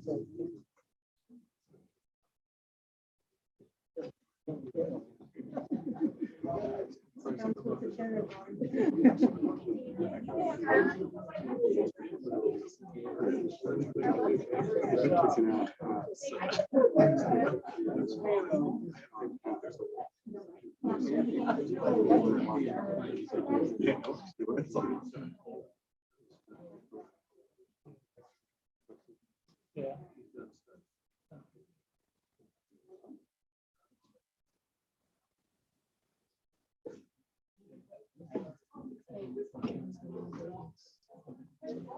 Scarlett, you're on.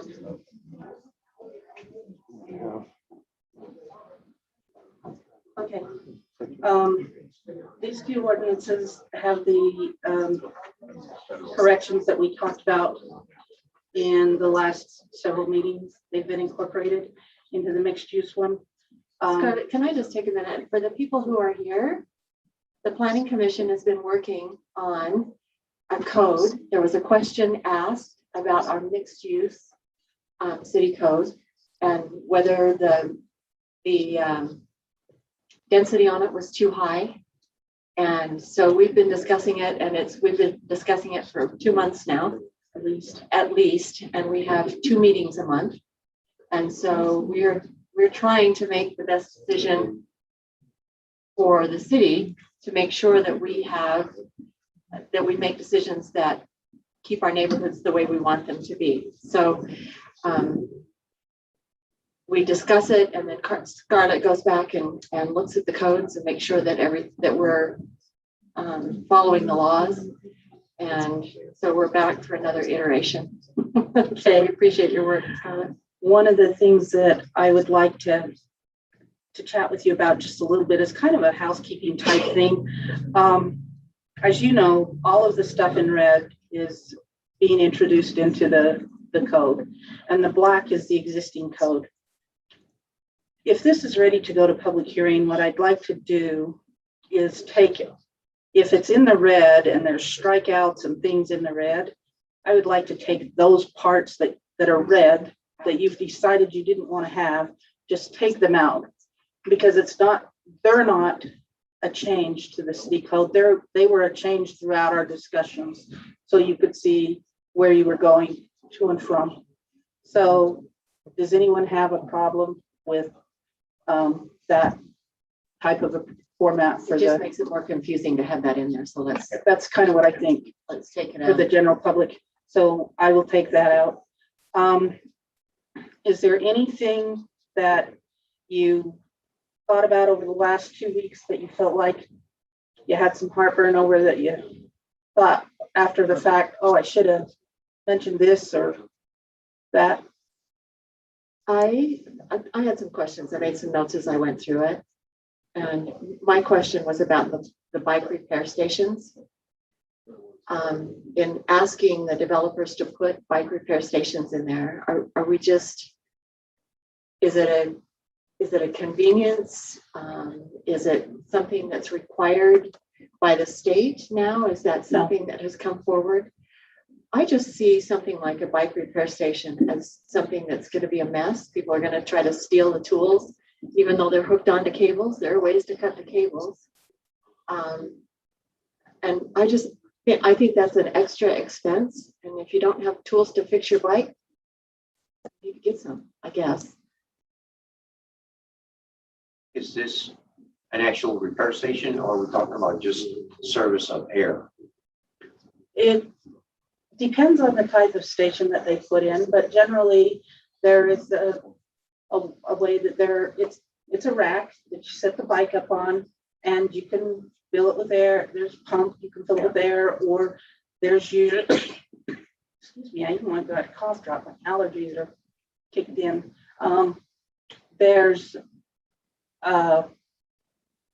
most of them seem to have tools that are attached by cable so that if your tire popped off, you'd be able to pop it back on or fix your chain or whatnot. I think when Ryan and I talked about it, we felt like in mixed use developments where we are talking a higher density, where we are trying to encourage bicycles, having a station here and there that the residents of that community or somebody that's driving through that community to use to go to the stores and whatnot, making it convenient for them if they have a chain problem would be a beneficial thing. But you are right, it probably does add some expense and the HOA would need to keep it up and look at it. But if it's well used and it serves its purpose well, they'll probably keep it up and keep it working. But that's what they are.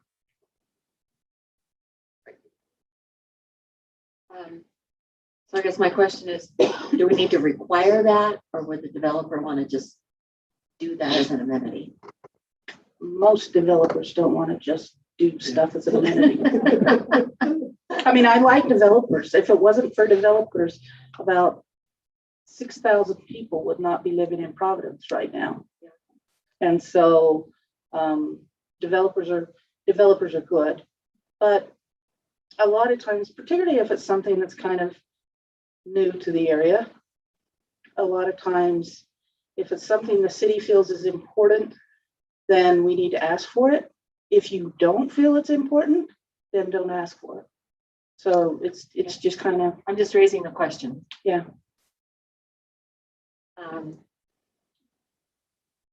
Any comments? Anybody else want to say anything about that? Is that something we want to leave in the code?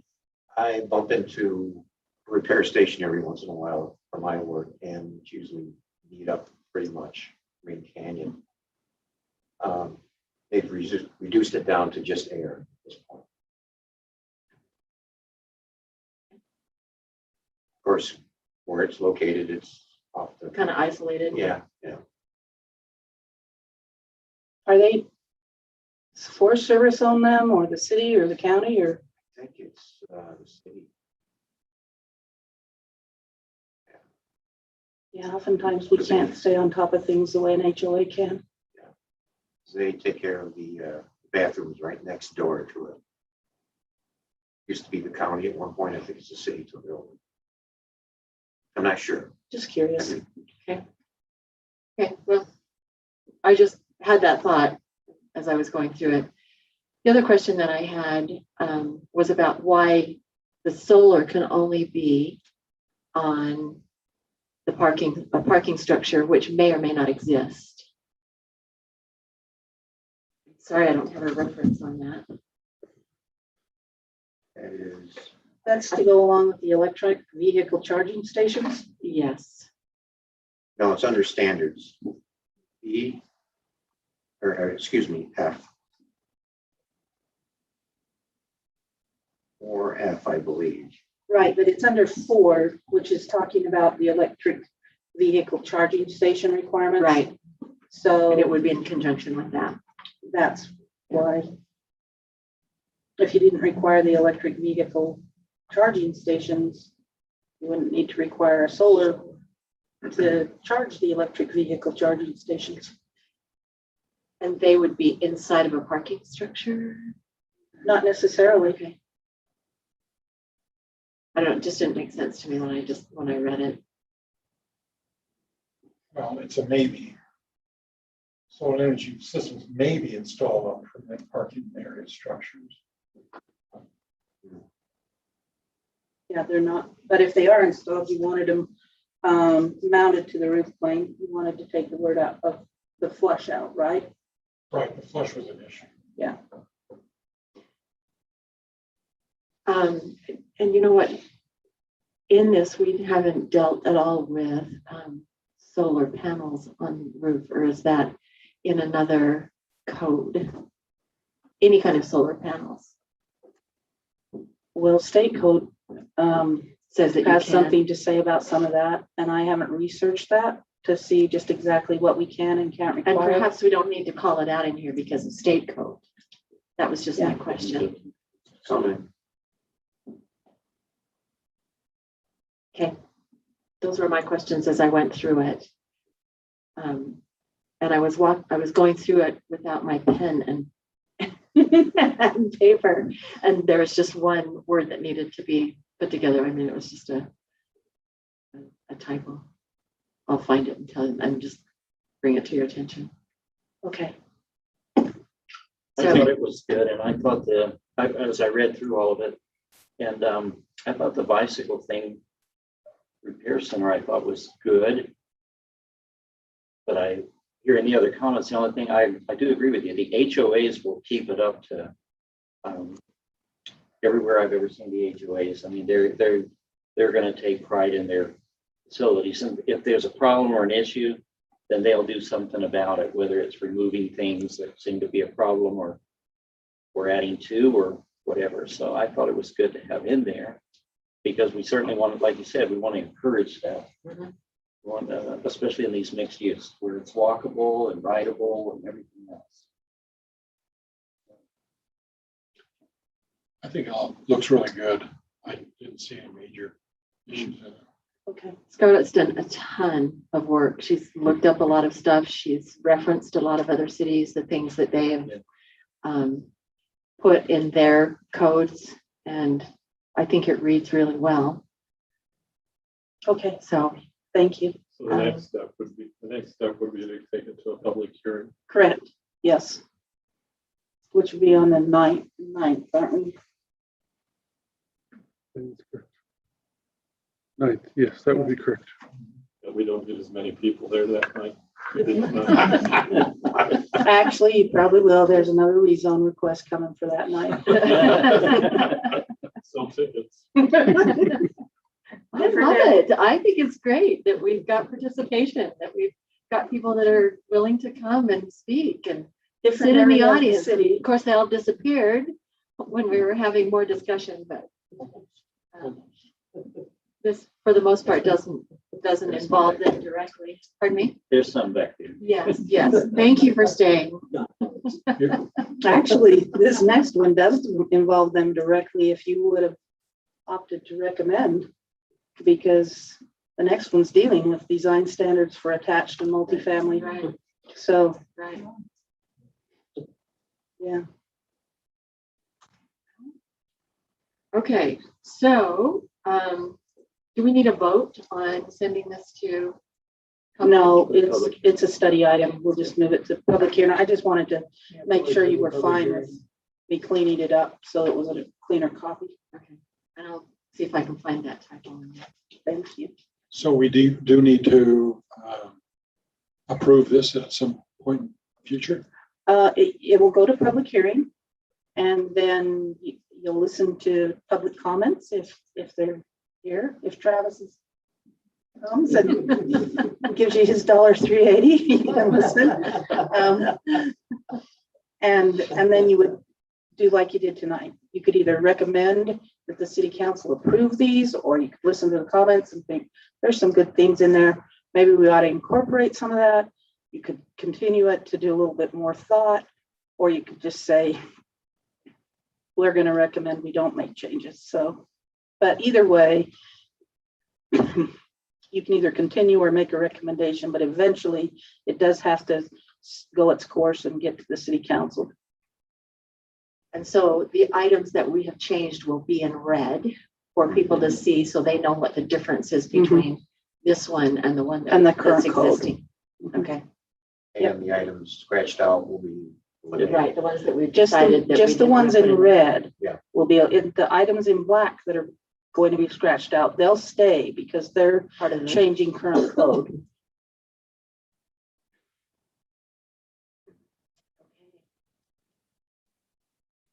Okay, let's go to the next study item, which is the last item on our agenda. And again, I just added a couple of things that you had mentioned during the course of the meeting. And again, like on page 10, most of that will come out. All of that had to do with the electric vehicles stuff, that'll just come out. It won't even go to the public hearing. So if you're okay with this, I'll just clean it up and we'll move forward. It came home again, though, how important it is to have what we really want in the code, because if we don't have it in the code, developers like to let us know that they may or may not have to do it. And so if it's important to you, we need to put it in the code in a way that is clear to the development community, so they don't have to second guess, they don't have to argue. We can clean it up as clearly as possible. That's the goal on both of these.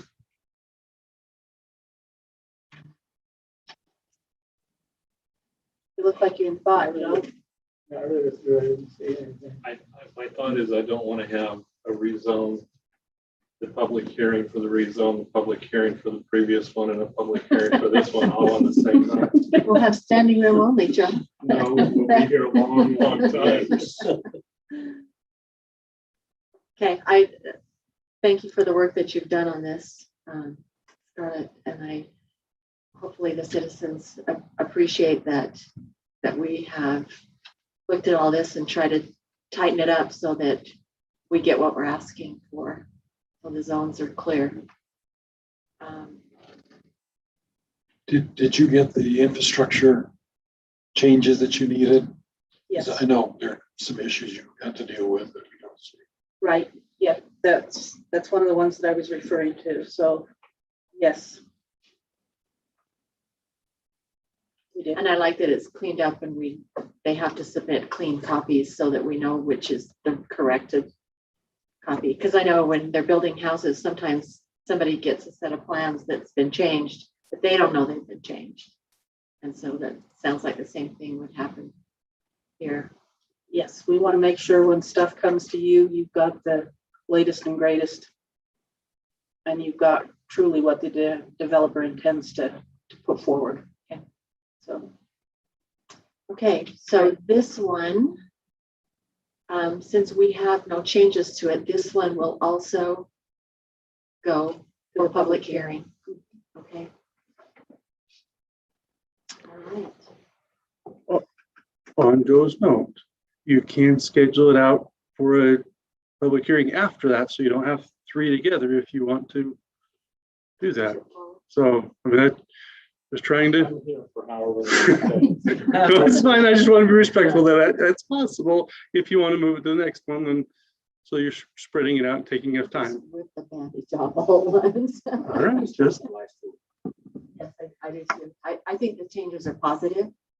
I think they're clarifying, and I think the citizens will appreciate what we've done. Okay.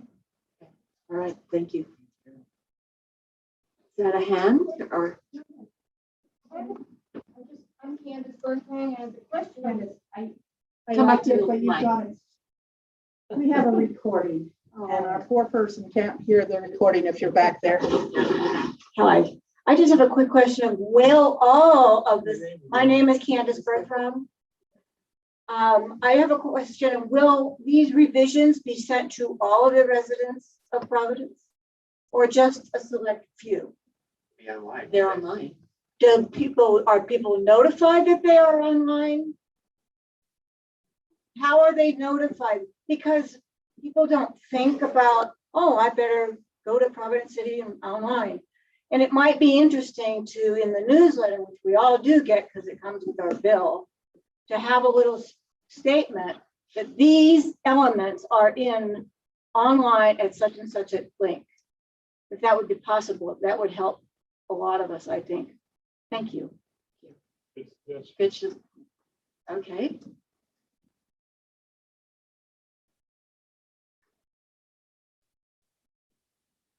My name is Ramona Rukavina. Good and I'm job. 94 South 400 East Providence. And your serial number? I won't give that up to you. So I have just a question, and maybe it's my own lack of searching or naivete, but so when I was doing my little research for my thesis here tonight, I noticed that the transportation plan and the parks and trail plans had been updated. There'd been all this work done on them last year and updated just the first part of this year. And I never heard a thing about that. And I'm the first one to admit that with this whole COVID thing, I have just shut down, hunkered down and stayed home. And you know, I get a bill and I read what's in the Providence newsletter, and maybe I just missed it, but is there some email I can get on? I mean, is everybody getting an email that gets this information that, you know, on things? There's a public notice website that you can subscribe to. Okay. There's a public notice website that you can subscribe to. And every time the community posts on that website, if you set it up for email notifications, you can get a notification. Is it on like the Providence Facebook page or anything like that? Because I follow that, but I hardly see You Google Utah public notices and it'll take you. Utah public notices. Okay. Yeah. Yeah, I don't think we have a link on I was trying to picture in my mind, and I don't think we have a link on the website. My favorite one is the text messaging that you can sign up for. The pipeline. Pipeline, yeah, that's a great one. Is this just for Providence or? It's right on the front of the webpage. Okay. And it tells you to sign up. And if there are road closures and what all do we put on there? There's a plethora of a menu. So you can sign up for just certain items, or you can sign up for the whole thing. Okay. On the If public, things are out in the city, you know, they'll, if roads are going to be closed, those kind of things are posted. It's called the pipeline. All right, thank you. If you go to the website, if you go to the public meeting notice website, you'll find that you'll have to look up cities and you'll find us. And then there's all the different bodies, city council, planning commission, and you can sign up for any one of those. So anyway, just kind of keep that in mind that they will list those. Our agendas are posted minimum 24, but the agenda went out, what, Friday? Yeah. We are really trying to get them out the Thursday or Friday prior to the meeting. So then you can see what's on our agenda. Yeah. And that's code, right? That you've got to, there's a certain time in statutes that you require. Well, on the agendas, we're actually trying to get them out quite a bit earlier. Right. State code only requires 24-hour notice, and we're trying to give you 6 days if we can. Well, I'm just thinking about the public. Oh, the public hearing, it depends on what the hearing is for. There are different timeframes for different hearings, but we do follow that and we try and get that out. So We like people to have as much notice as possible. How long was the sign up on the property? How long do you put that sign up for? this time there were some changes in state code, and we were focusing on making sure that we got our noticing done the way the state code said. We will get the sign up sooner than it was, but it was up for 2 full days. That I had to go keep turning the one sign around because somebody would like to move it around and had arrows pointing every which way, a time or two. Somebody asked me if the public hearing was actually going to be up there.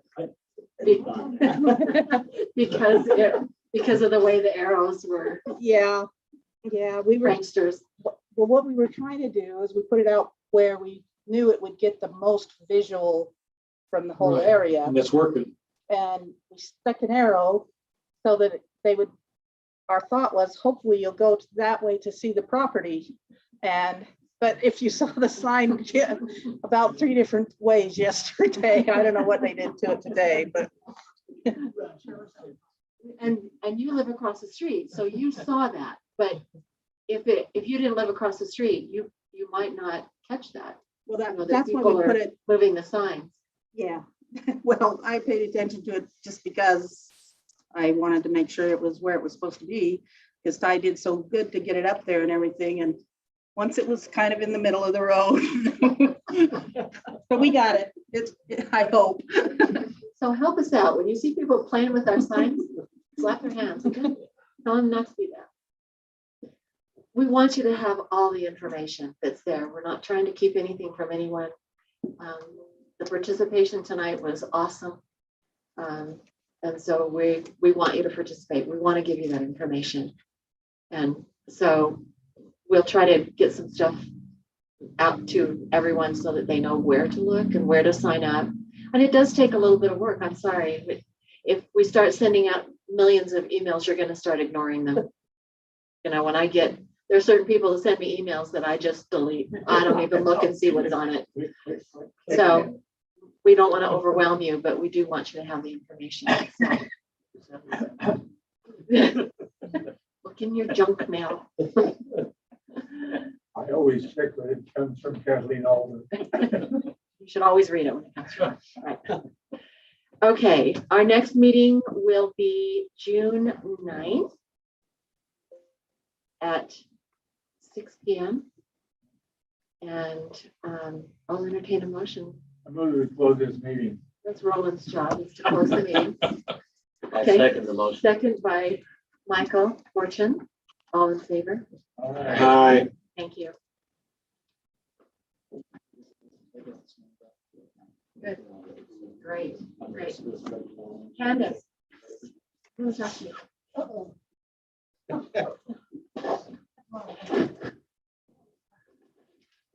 Thank you. All flirty. Right. And I will. It actually.